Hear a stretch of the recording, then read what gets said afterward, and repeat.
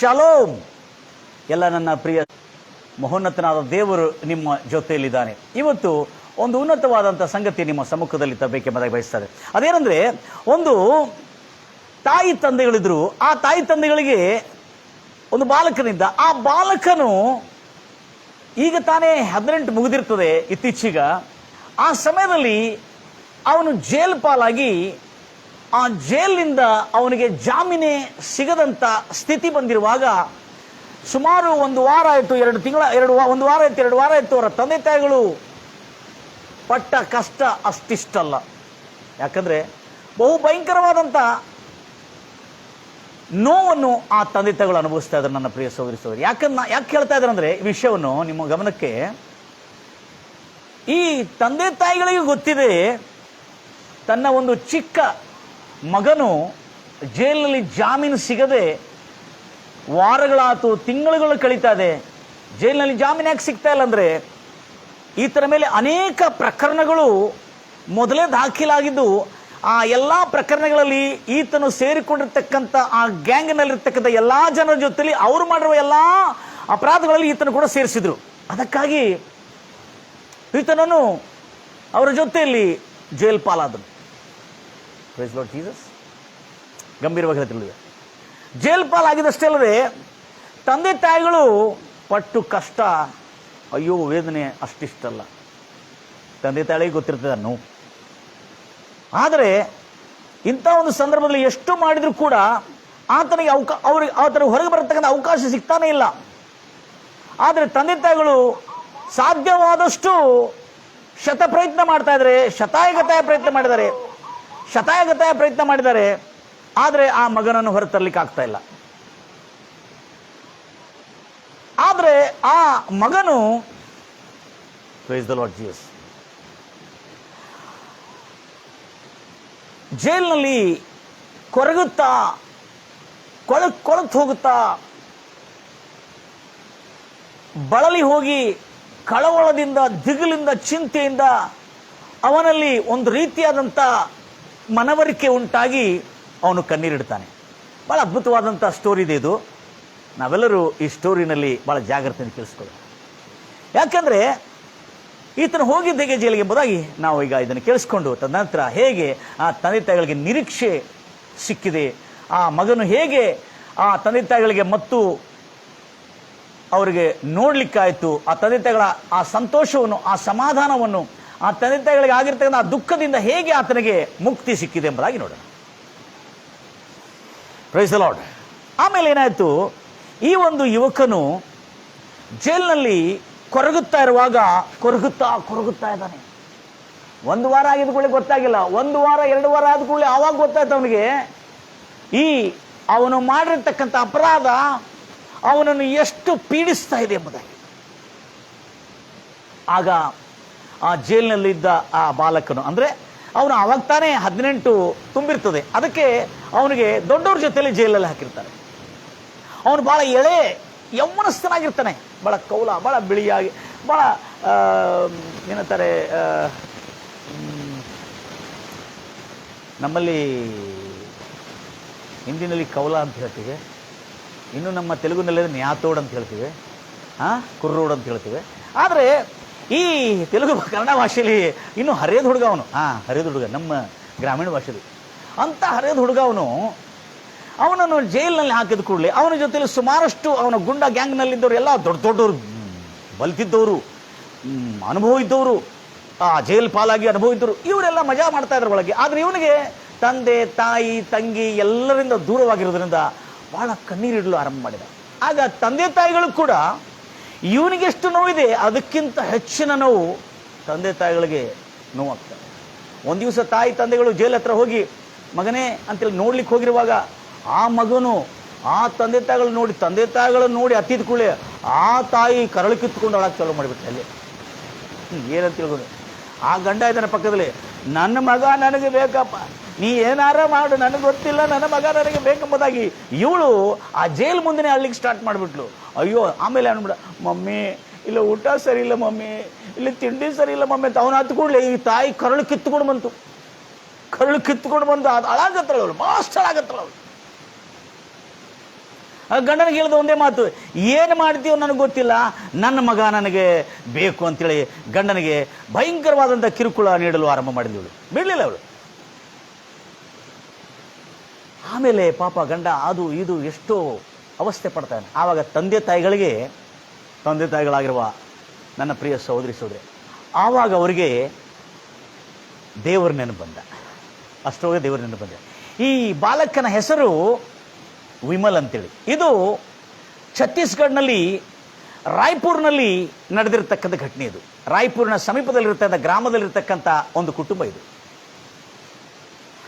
ಈ ಕುಟುಂಬದಲ್ಲಿ ನಡೆದಿರ್ತಕ್ಕಂಥ ಈ ಭಯಂಕರವಾದಂಥ ಈ ಒಂದು ಕರಳು ಕಿತ್ತೋಗತಕ್ಕಂಥ ತಾಯಿ ತಂದೆಗಳು ಎಷ್ಟೋ ಬಳಲ್ತಾ ಇದ್ರೆ. ಅವನು ಒಂದು ತಿಂಗಳಾಯ್ತು, 2 ತಿಂಗಳಾಯ್ತು, ಅವನು ಕೂಡ ಕಣ್ಣೀರಿಡ್ತಾನೆ. ಆವಾಗ ತಾಯಿ ತಂದೆಗಳು ಜೈಲ್ ಹತ್ರ ಹೋಗಿರುವ, ಈಗಲಾದರೂ ಯೇಸು ಹತ್ರ ಪ್ರಾರ್ಥನೆ ಮಾಡಪ್ಪ, ಈಗಲಾದರೂ ಯೇಸು ಹತ್ರ ನಿನ್ನ ಪಾಪಗಳನ್ನು ಒಪ್ಪಿಕೋ, ನಿನ್ನ ಜೀವನ ಉದ್ಧಾರ ಆಗ್ತದೆ, ನಾವೆಲ್ಲರೂ ಕೂಡ ನಿನಗಾಗಿ ಬಹಳ ಪ್ರಾರ್ಥನೆ ಮಾಡ್ತಾ ಇದ್ದೇವೆ ಎಂಬುದಾಗಿ ಹೇಳ್ತಾರೆ. Praise Lord Jesus. ಬಹಳ ಪ್ರಾರ್ಥನೆ ಮಾಡ್ತಾ ಇದೆ ಎಂಬುದಾಗಿ ಹೇಳ್ತಾರೆ.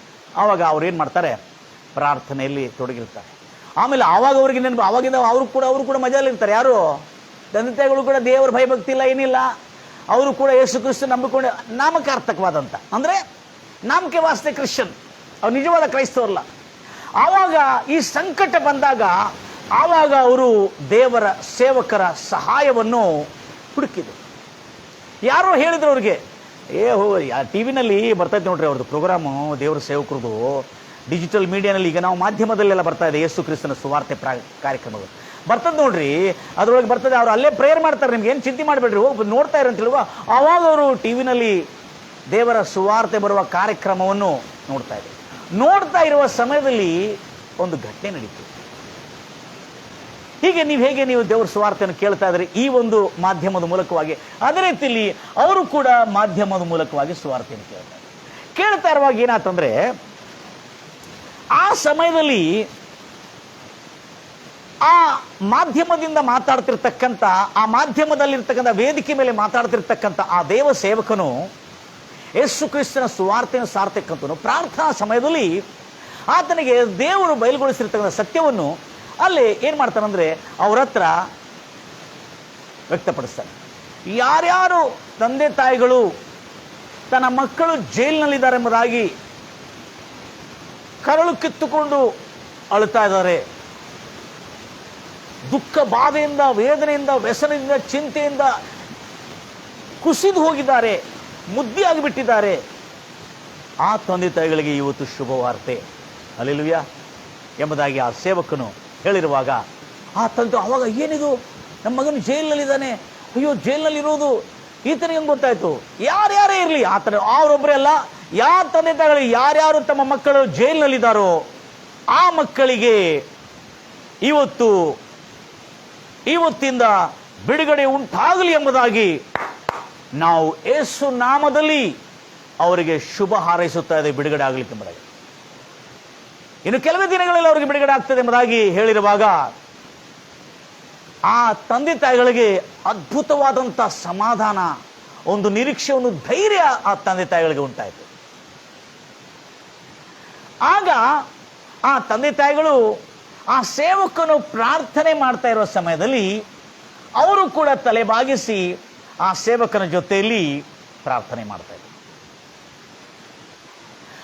ಇರುವಾಗ, ಅಯ್ಯೋ ಎಸಯ್ಯ ನಮ್ಮ ಮಗನ ಬಿಡುಗಡೆ ಮಾಡಿ ಎಂಬುದಾಗಿ ಪ್ರಾರ್ಥನೆ ಮಾಡಿರುವಾಗ ಆ ಸೇವಕನು ಕೂಡ ಈ ಡಿಜಿಟಲ್ ಹೀಗೆ ಟಿವಿ ಮಾಧ್ಯಮದ ಮೂಲಕವಾಗಿ ಸಾರ್ತಾ ಇರುವ ಸಮಯದಲ್ಲಿ ಆ ಸೇವಕರು ಕೂಡ ಎಸಯ್ಯ ತಂದೆ ತಾಯಿಗಳೆಷ್ಟೋ ನಿಂದುಕೊಂಡು ಬಳಲಿ ಬೇಸರಗೊಂಡು ಎಷ್ಟೋ ಹಣವನ್ನು ಖರ್ಚು ಮಾಡಿದ್ರು, ಅನೇಕರಿಂದ ಮೋಸಗೊಂಡಿರ್ತಕ್ಕಂಥ ತಂದೆ ತಾಯಿಗಳು, ಆ ತಂದೆ ತಾಯಿಗಳ ಮಕ್ಕಳು ಬೇಗನೆ ಬಿಡುಗಡೆ ಆಗಲಿ ಕರ್ತನೆ ಎಂಬುದಾಗಿ ಆ ಮಾಧ್ಯಮದಿಂದ ಮಾತಾಡ್ತಿರ್ತಕ್ಕಂಥ ಆ ದೈವ ಸೇವಕನು, ಸುವಾರ್ತಿಕನು ಅಲ್ಲಿ ಸಾರಿ ಹೇಳಿದನು. ಆವಾಗ ಸಾರಿ ಹೇಳಿರುವಾಗ, ಆ ಒಂದು ಸಂದೇಶವನ್ನು ಹೇಳಿರುವಾಗ ಅವ್ರಿಗೆ ಒಂದು ಅದ್ಭುತವಾದಂಥ ನಿರೀಕ್ಷೆ ಉಂಟಾಯಿತು. ಆಗ ಅವರು ಪ್ರಾರ್ಥನೆ ಮಾಡಿ, ಅಯ್ಯೋ ನಮ್ಮ ಮಗನ ಬಿಡುಗಡೆ ಆಗ್ತಾರೆ ಅನ್ನತಕ್ಕಂಥ ಸಂತೋಷ ಹರ್ಷದಿಂದ ಅವರು ಪ್ರತಿದಿನ ಆತನ ಸಂದೇಶವನ್ನು ಟಿವಿ ಮೂಲಕವಾಗಿ ಬರ್ತಾ ಇರುವಾಗ ದೇವರ ವಾಕ್ಯವನ್ನು ಕೇಳ್ತಾ ಇದ್ರು. ಈಗ ನೀವು ಹೇಗೆ ಕೇಳ್ತಾ ಇದ್ರಿ ಎಲ್ಲರೂ, ಎಷ್ಟು ಆಸಕ್ತಿಯಿಂದ, ಒಂದು ದಿನ ಬಿಡದೆ ಎಷ್ಟು ಆಸಕ್ತಿಯಿಂದ ಪ್ರತಿಯೊಬ್ಬರು ಈ ದೇವರ ವಾಕ್ಯ ಹಾಗೆ ಕೇಳ್ತಾ ಇದ್ರು. ಕೇಳ್ತಾ ಇರುವಾಗ ಕೆಲವೇ ದಿನಗಳಲ್ಲಿ ಅಲ್ಲಿರ್ತಕ್ಕಂಥ ನ್ಯಾಯಾಧೀಶನು ವರ್ಗಾವಣೆ ಆಗ್ತದೆ. ಆ ನ್ಯಾಯಾಧೀಶನು ವರ್ಗಾವಣೆ ಆಗಿರುವಾಗ, ಜಡ್ಜ್ ಕೋರ್ಟ್ನಲ್ಲಿರುವ ನ್ಯಾಯಾಧೀಶನು ವರ್ಗಾವಣೆ ಆಗಿದ್ದ ನಂತರ ಅಲ್ಲಿ ನ್ಯಾಯಾಧೀಶನಿಗೆ ಈ ಗ್ಯಾಂಗ್ನಲ್ಲಿ ನಿಂತಿರ್ತಕ್ಕಂಥ ಈ ಹುಡುಗರನ್ನು ನೋಡಿ ಆಶ್ಚರ್ಯ ಪಡ್ತಾನೆ. ಅಲ್ಲಿ ಮುದುರಿದಿರ್ತಕ್ಕಂಥ ಹುಡುಗರು, ಬಲ್ತಿದ್ದಂಥ ಹುಡುಗರು, ಎಕ್ಸ್ಪೀರಿಯನ್ಸ್ ಇರುವಂಥ ಹುಡುಗರು, ಮತ್ತು ಈ ಒಂದು ಹರೇದ ಹುಡುಗ. ಎಂಥ ಹುಡುಗ? ಅಲ್ಲೆಲ್ಲೂಯ್ಯ, ಹರೇದ ಹುಡುಗ. Praise Lord Jesus. ಗಂಭೀರವಾಗಿ ಹೇಳ್ತಿರಲ್ವಯ್ಯ, ಹರೇದ ಹುಡುಗ ಅವನು. ಈ ಹರೇದ ಹುಡುಗ ಏನಾಯ್ತು, ಇವನ ನೋಡಿದ ಕೂಡಲೇ ಜಡ್ಜ್ಗೆ ನೋಡಿದ ಕೇಸ್ ಯಾರ್ಯಾರ್ದು ಇದೆ ನೋಡಿ, ಎಲ್ಲ ಸ್ಟಡಿ ಮಾಡಿದ್ರು ಜಡ್ಜ್. ಯಾಕಂದ್ರೆ ಈತನಿಗೆ ಹರೇದ ಹುಡುಗನನ್ನು ನೋಡಿದ ಕೂಡಲೇ ಯಾರು ವಿಮಲ್ ಎಂಬ ಹುಡುಗನಿಗೆ ದಯೆ ಬಂತು. ಅವನು ಎಲ್ಲ ಕೇಸ್ ನೋಡಿದ ಕೂಡಲೇ ಇವನ ಮೇಲೆ ಮೊದಲನೇ ಸಾರಿ ಕೇಸ್ ಬಂದಿದೆ. ಪಾಪ ಹುಡುಗ ಏನೋ ಅವಸರ ಪಟ್ಟು ಆವೇಶದಲ್ಲಿ ಈ ಪಟ್ಟಿಂಗರ ದೋಸ್ತಿ ಹಿಡಿದಿರ್ಬೋದು ಅಂತೇಳಿ ದಯೆ ತೋರಿ ಆ ಕೇಸನ್ನೆಲ್ಲ ಶೀಟನ್ನು ಸ್ಟಡಿ ಮಾಡಿ ಈ ಕೇಸನ್ನು ಬೇಗನೆ ವೇದಿಕೆಗೆ ತಗೊಳ್ರಿ, ಅಂದರೆ ಪೀಠಕ್ಕೆ ತೆಗೆದುಕೊಳ್ರಿ ಎಂಬುದಾಗಿ ಹೇಳಿ ಅದನ್ನು ಕೇಸನ್ನು ಆರಂಭ ಮಾಡ್ತಾರೆ. ಆರಂಭ ಮಾಡಿದ ಕೂಡಲೇ ಎಲ್ಲರೂ ಅದರೊಳಗಿರ್ತಾರೆ. ಈತನಿಗೆ ಈ ಕೇಸಿನಲ್ಲಿರ್ತಾರೆ, ಈ ಒಂದು ವಿಮಲ್ ಎಂಬ ಹುಡುಗನಿಗೆ ಅವರು ಪಾಪ ಸಪ್ರೇಟ್ ವಕೀಲಿಟ್ಟಿರ್ತಾರೆ. ಆ ನ್ಯಾಯಾಧೀಶರು ನೋಡ್ಕೊ ಆ ಸಪ್ರೇಟ್ ವಕೀಲವರು ಅದಕ್ಕೆ ಇಟ್ಟಿರ್ತಾರೆ. ಯಾಕಂದರೆ ಇವರೆಲ್ಲರೂ ಗುಂಪಿನವರು, ಗ್ಯಾಂಗ್ನವರು ಇವರೆಲ್ಲ, ಇವರಿಗೆಲ್ಲ ರೂಢಿ ಆಗಿಬಿಟ್ಟಿದೆ ಜೈಲಿಗೆಲ್ಲ ಹೋಗ್ಬಿಟ್ಟು. ಸೊ ಆಮೇಲೆ ಈ ಸಪ್ರೇಟ್ ವಕೀಲನಿಟ್ಟಿರ್ತಕ್ಕಂಥ ಅವ್ರ ತಂದೆ ತಾಯಿಗಳು ಆ ವಕೀಲ ಪಾಪ ಟೈಮ್ ಪಾಸ್ ಮಾಡ್ತಿದ್ರೆ, ಆದರೆ ಜಡ್ಜ್ ಹೇಳಿದ್ರು ಇಲ್ಲ, ನೀವು ಕೇಸ್ ನಡೆಸಬೇಕೆಂಬುದಾಗಿ ಕೇಸ್ ನಡೆಸಬೇಕೆಂಬುದಾಗಿ ಹೇಳಿದ ಕೂಡಲೇ ಆವಾಗ ಕೇಸ್ ನಡೆಸುವಂಥ ಸ್ಥಿತಿ ಬಂತು. ಆವಾಗ ನಡೆಸುತ್ತಾ ಇರುವಂಥ ಸ್ಥಿತಿಯಲ್ಲಿ ಕೇಸ್ ನಡೀತು. ಕೇಸ್ ನಡೆದಿರುವಾಗ ಎಲ್ಲ ಅವನ ಮೇಲೆ ಎಷ್ಟೆಲ್ಲ ಪ್ರಕರಣಗಳಲ್ಲಿ ಈತನನ್ನು ಹಾಕಿದ್ರಲ್ಲ, ಅವೆಲ್ಲ ಪ್ರಕರಣಗಳಲ್ಲಿ ಆ ಹುಡುಗನಿಗೆ ಒಂದೊಂದಾಗಿ ಬಿಡುಗಡೆ ಆಗ್ತಾ ಬಂತು. ಬಿಡುಗಡೆ ಆಗುವಾಗೆಲ್ಲ ಆ ಜಡ್ಜ್ ಅವ್ರು ಹೇಳ್ತಾರೆ, ನೋಡಪ್ಪ, ನೀ ಮೊದಲನೇ ಸಾರಿ ಬಂದಿದ್ದೀವಿ, ನಿನ್ನ ಮೇಲೆ ಸಾಕ್ಷಿ ಆಧಾರಗಳು ಸಾಬೀತಾಗದೇ ಇರೋದ್ರಿಂದ ನೀನು ತಪ್ಪಿಸ್ಕೊಳ್ತಾ ಇದೆ. ಇದು ನಿನಗೆ ಒಳ್ಳೆ ಅವಕಾಶ, ಈಗಲಾದರೂ ಸುಧಾರಿಸ್ಕೊ. ಇಂಥವ್ರ ಜೊತೆಯಲ್ಲಿ ದೋಸ್ತಿ ಮಾಡಿಕೊಂಡು ನೀನು ನಿನ್ನ ಜೀವನವನ್ನು ಹಾಳು ಮಾಡ್ಕೊಳ್ತಾ ಇದ್ದೆ. ಈಗಲಾದರೂ ಸುವಾದ ಆ ಒಂದೊಂದು ಕೇಸ್ ಎಲ್ಲ ಆಗ್ತಾ ಬಂದಿರುವ ಎಲ್ಲ ಹೇಳ್ತಾ ಇದ್ದಾನೆ. ಕೊನೆ ಕೇಸ್ ಆಗಿರುವಾಗಲೂ ಅವಾಗ ಹೇಳಿದಾನೆ, ಇದೇ ಲಾಸ್ಟ್, ಇನ್ನು ಮುಂದೆ ಯಾವತ್ತು ನೀನು ಇಂಥ ಕೇಸ್ನಲ್ಲಿ ಬರಬಾರ್ದು, ಬಂದರೆ ನಿನಗೆ ಮಾತ್ರ ಭಯಂಕರವಾದಂಥ ಶಿಕ್ಷೆ ಆಗ್ತದೆ ಅಂತ ಹೇಳಿ ಆತನಿಗೆ ಸ್ವಲ್ಪ ಬೆದರಿಕೆಯನ್ನು ನೀಡ್ತಾನೆ. ಅಲ್ಲಿ ನ್ಯಾಯಾಧೀಶರು ಬೆದರಿಕೆ ನೀಡಿ, ಇದು ನಿನಗೆ ಅವಕಾಶ, ಇದು ನಿನ್ನ ಜೀವನವನ್ನು ಸರಿಪಡಿಸ್ಕೊಳ್ಳೋದಲ್ಲ. ಆವಾಗ ಅವನ ಪಾಪ ನಿಂತ್ಕೊಂಡು ಹ್ಞೂ ಸರ್ ಅಂತ ಹೇಳ್ಕೊಂಡು ಹೋಗ್ತಾರೆ. ಅವರ ತಂದೆ ತಾಯಿಗಳು 3 ತಿಂಗಳ ಆ ಪ್ರಾರ್ಥನೆ ಆದ ನಂತರ ಕೆಲವು ತಿಂಗಳುಗಳಲ್ಲಿ 3 ತಿಂಗಳ ಅವನು ಜೈಲಿನಲ್ಲಿ ಏನಿದ್ದಲ್ಲ, ಅದರ ನಂತರ ಕೆಲವು ತಿಂಗಳುಗಳು ಅವನ ಕೇಸ್ಗಳೆಲ್ಲ ಒಂದೇ ವರ್ಷದಲ್ಲಿ ಪ್ರತಿಯೊಂದು ಎವಿಡೆನ್ಸನ್ನು ಮಾಡಿಸಿ ಅವನಿಗೆ ಕೇಸ್ಗಳಲ್ಲಿ ಸಾಕ್ಷಿ ಆಧಾರ ಇಲ್ಲದ ಕಾರಣದಿಂದ ಅವನನ್ನು ಬಿಡುಗಡೆ ಮಾಡಿದರು. ಆದರೆ ಅವನಿಗೆ ಹೇಳಿದ್ರು ಜಡ್ಜ್, ನಿನ್ನ ವಿರುದ್ಧವಾಗಿ ಯಾವುದೇ ಸಾಕ್ಷಿ ಆಧಾರ ನಿಲ್ಲದೇ ಇರುವುದರಿಂದ ನಿನಗೆ ಬಿಡುಗಡೆ ಆಗಿದೆ, ಅದರಿಂದ ನಿನಗೆ ಬದುಕಿದೆ ಅಂತ ತಿಳ್ಕೋಬೇಡ, ಅದರ ನಿಮಿತ್ತ ಈಗಲಾದರೂ ಸುಧಾರಿಸ್ಕೋಬೇಡ. ಆಗ ಈ ಹುಡುಗನು ಹೋಗಿದ್ಕೊಳ್ಳೆ ತನ್ನ ತಂದೆ ತಾಯಿ ಹತ್ರ ಕೇಳಿಕೊಂಡು, ಆಮೇಲೆ ಅವನು ಪ್ರತಿ ಭಾನುವಾರ ಪ್ರಾರ್ಥನೆ ಇರುವಾಗೆಲ್ಲ ಚರ್ಚಿಗೆ ಹೋಗಿ ಪ್ರಾರ್ಥನೆಗೆ ನಿಂತುಕೊಂಡು ಪ್ರಾರ್ಥನೆಯಲ್ಲಿ ತನ್ನ ಜೀವನವನ್ನು ಕಲಿತಾ, ಆಮೇಲೆ ದಿನಗಳಂತೆ ಅವರ ಮನೆಯಲ್ಲಿ ಬಹಳ ಕಷ್ಟ ಆರಂಭ ಆಯಿತು. ಯಾಕಂದರೆ ಅವನ ತಂದೆ ತಾಯಿಗಳು ಇವನನ್ನು ಜೈಲಿಂದ ಬಿಡಿಸೋದಕ್ಕಾಗಿ ಬಹಳಷ್ಟು ಹಣ ಖರ್ಚು ಮಾಡಿರ್ತಾರೆ, ಅನೇಕ ವಸ್ತುಗಳನ್ನು ಅಡುವಿಟ್ಟಿರ್ತಾರೆ, ಅವರ ಮನೆಯನ್ನು ಕೂಡ ಅಡುವಿಟ್ಟಿರ್ತಾರೆ ಬ್ಯಾಂಕಿನಲ್ಲಿ. ಇಷ್ಟೆಲ್ಲ ಖರ್ಚುಗಳಾಗಿರುವಾಗ ಅವರ ಮನೆಯಲ್ಲಿ ಖರ್ಚು, ಅನ್ನಪಾನಗಳು, ಜೀವನೋಪಾಧಿ ನಡೆಯುವುದು ಬಹಳ ಕಷ್ಟ ಆಗಿರ್ತದೆ. ಅಂಥ ಸಮಯದಲ್ಲಿ ಈ ಹುಡುಗನಿಗೆ ಗೊತ್ತಾಗ್ತದೆ ನನ್ನರಿಂದ ಇದೆಲ್ಲ ಆಗಿದೆ ಎಂಬುದಾಗಿ. ಅವನು ಒಂದು ಬಂಡೆ ಕಲ್ಲುಗಳು ಒಡೆಯತಕ್ಕಂಥ ಕ್ವಾರಿಗಳಲ್ಲಿ, ಬೆಟ್ಟದಲ್ಲಿ, ಆ ಛತ್ತೀಸ್ಗಢನಲ್ಲಿ ಬಂಡೆ ಕಲ್ಲುಗಳನ್ನು ಒಡೆದು ಆ ದೊಡ್ಡ ದೊಡ್ಡ ಬೆಟ್ಟಗಳಲ್ಲಿ ಬಾಂಬ್ ಬ್ಲಾಸ್ಟಿಂಗ್ ಮಾಡೋದು, ಅಂದರೆ ಬೆಟ್ಟಗಳಲ್ಲಿ ಬಾಂಬ್ ಬ್ಲಾಸ್ಟ್ ಮಾಡಿ ಬಂಡೆಗಳನ್ನು ಹೊಡೆದು ಅಂತ ಒಂದು ಕೆಲಸಕ್ಕೆ ಅವನು ಸೇರ್ತಾನೆ. ಯಾಕಂದರೆ ಪರಿಸ್ಥಿತಿ ಬಹಳ ಗಂಭೀರವಾಗಿದೆ. ಆ ಸಮಯದಲ್ಲಿ ಏನಾಗ್ತದೆ,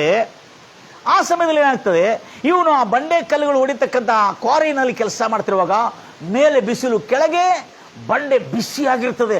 ಪಾಪ ಏನು ಡ್ರಿಲ್ಲಿಂಗ್ ಮಾಡಿ ಬಾಂಬನ್ನು ಬ್ಲಾಸ್ಟ್ ಮಾಡಬೇಕಾದ್ರೆ ಅದು ಮದ್ದನ್ನು ತುಂಬಬೇಕು, ಅದರಲ್ಲಿ ಸ್ಫೋಟಕ ಮದ್ದನ್ನು ತುಂಬಿದ ನಂತರ ಅದನ್ನು ಪ್ಯಾಕ್ ಮಾಡಬೇಕು. ಇವೆಲ್ಲ ಮಾಡುವಾಗ, ಬ್ಲಾಸ್ಟ್ ಮಾಡುವಾಗ ಇವೆಲ್ಲದರಲ್ಲಿ ಅವನಿಗೆ ಬಹಳ ಕಷ್ಟ ಅನಿಸುತ್ತೆ.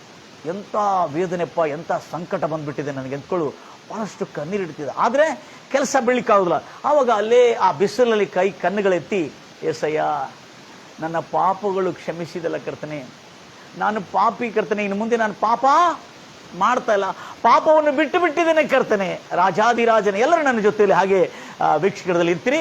ಇನ್ನು ಕೆಲವು ನಿಮಿಷಗಳಲ್ಲಿ ವಿದ್ಯುತ್ ಬರ್ಬೋದು, ಆದರೆ ನೀವು ಕೂಡ ನನ್ನನ್ನು ಗಮನಿಸ್ತೀರಾಗಿ. ನನ್ನ ಪ್ರಿಯ ಸಹೋದರಿ ಸಹೋದರೇ, ಕರ್ತನು ಬಹಳ ಒಳ್ಳೆಯವನು, ರಕ್ಷಕನು, ವಿಮೋಚಕನಾಗಿದ್ದಾನೆ. ಅದರ ನಿಮಿತ್ತ ಈ ಹುಡುಗನು ಏನಾಗ್ತಾನೆ, ಕಣ್ಣೀರಿನಿಂದ ಬಹಳ ಬಹು ಭಯಭಕ್ತಿಯಿಂದ ಪ್ರಾರ್ಥನೆ ಮಾಡ್ತಾನೆ. ಆವಾಗ ಭಯಭಕ್ತಿಯಿಂದ ಪ್ರಾರ್ಥನೆ ಮಾಡ್ತಿರುವಾಗ ಆ ಪ್ರಾರ್ಥನೆಯಲ್ಲಿ ಈತನ ಕಂಡಿದ್ದೇನೆಂದ್ರೆ, ಪ್ರೈಸ್ ಲಾರ್ಡ್ ಜೀಸಸ್, ಕಂಡಿದ್ದೇನೆಂದ್ರೆ, close this, thank you Jesus, ಹಾಲೆ ಗಂಭೀರವಾಗಿ ಹೇಳ್ತಿರಲ್ವಯ್ಯ, ಮನೋಪೂರ್ವಕದಿಂದ ಹೇಳ್ತಿರಲ್ವಯ್ಯ. ಅವನು ಕಂಡಿದ್ದೇನೆಂದ್ರೆ, ಕರ್ತನೆ ರಾಜ, ನನ್ನ ಪಾಪಗಳು ಕ್ಷಮಿಸಿದಲ್ಲ ಕರ್ತನೆ, ಕ್ಷಮಿಸು ಕರ್ತನೆ, ಕ್ಷಮಿಸು ಕರ್ತನೆ, ಕೃಪಾ ಕನಿಕರವುಳ್ಳ ದೇವರೇ ಕ್ಷಮಿಸು ಕರ್ತನೆ ಎಂಬುದಾಗಿ ಹೇಳಿಕೊಂಡು ಬಹು ಕಣ್ಣೀರಿನಿಂದ ದುಃಖದಿಂದ ದೇವರ ಹತ್ರ ಪ್ರಾರ್ಥನೆ ಮಾಡಿ ಬೇಡಿಕೊಂಡಿದ್ದ ಕೂಡಲೇ ಅಲ್ಲಿ ಏನಾತಂದ್ರೆ, ಆ ಸಮಯದಲ್ಲಿ ಅವನಿಗೆ ಬಹು ಅದ್ಭುತವಾದಂಥ ಮನವರಿಕೆಯಾಗಿ, ಕರ್ತನೆ ನಾನು ಪಾಪವನ್ನು ಬಿಟ್ಟು ಇನ್ನು ಮುಂದೆ ಎಂದಿಗೂ ಅಂತ ಪಾಪಕ್ಕೆ ಹೋಗುವುದಿಲ್ಲ ಎಂಬುದಾಗಿ ಆವಾಗಲೇ ತೀರ್ಮಾನ ಮಾಡಿದನಲ್ಲ ಕರ್ತನೆ ಎಂಬುದಾಗಿ ಹೇಳಿರುವಾಗ ದೇವರ ವಾಕ್ಯದನುಸಾರ ಕೀರ್ತನೆ ಜ್ಞಾನೋಕ್ತಿ 28:13 ಹೇಳಿದ ಪ್ರಕಾರವಾಗಿ, ಮರೆಯಾಗಿ ಪಾಪ ಮಾಡ್ತಿರುವವನು, ಮರೆಯಾಗಿ ಪಾಪ ಮಾಡಿಕೊಂಡು ಮುಚ್ಚಿಕೊಂಡಿರುವವನು ಅವನು ಯಾವತ್ತೂ ಉದ್ಧಾರವಾಗುವುದಿಲ್ಲ. ಆದರೆ ಯಾವನು ತನ್ನ ಪಾಪಗಳನ್ನು ಒಪ್ಪಿಕೊಂಡು ಬಿಟ್ಟು ಬಿಡುವನು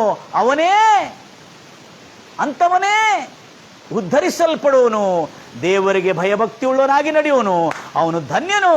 ಯಾರು ಹೃದಯವನ್ನು ಕಠಿಣ ಮಾಡಿಕೊಳ್ಳುತ್ತಾರೋ ಅವರೆಂದಿಗೂ ಅವರು ಸಂಕಷ್ಟಕ್ಕೆ ಸಿಕ್ಕಿ ಬೀಳುತ್ತಾರೆ. ಪ್ರೈಸ್ ಲಾರ್ಡ್ ಜೀಸಸ್, ಸಂಕಷ್ಟಕ್ಕೆ ಸಿಕ್ಕಿ ಬೀಳುತ್ತಾರೆ ಎಂಬುದಾಗಿ ಪ್ರೈಸ್ ಲಾರ್ಡ್ ಜೀಸಸ್ ಗಂಭೀರವಾಗಿ ಹೇಳ್ತಿರಲ್ವಯ್ಯ, ಸಂಕಷ್ಟಕ್ಕೆ ಸಿಕ್ಕಿ ಬೀಳುತ್ತಾರೆ ಎಂಬುದಾಗಿ ಅಲ್ಲಿ ವಾಕ್ಯದಲ್ಲಿ ನೋಡ್ತೀವಿ. ಆಗ ಈ ಹುಡುಗನ ಏನ್ ಮಾಡಿರ್ತಾನೆ, ಅದ್ಭುತ ರೀತಿಯಿಂದ ಈ ಹುಡುಗನು ತನ್ನ ಪಶ್ಚಾತ್ತಾಪದಿಂದ ಬಂದಿರತಕ್ಕಂಥ ಈ ಒಂದು ಸಂಗತಿಯನ್ನು, ಈ ಒಂದು ಬದುಕನ್ನು ಅವನು ಬಿಟ್ಟಿರುವುದರಿಂದ ದೇವರು ಅವನ ಮೇಲೆ ಕನಿಕರ ತೋರ್ತಾನೆ.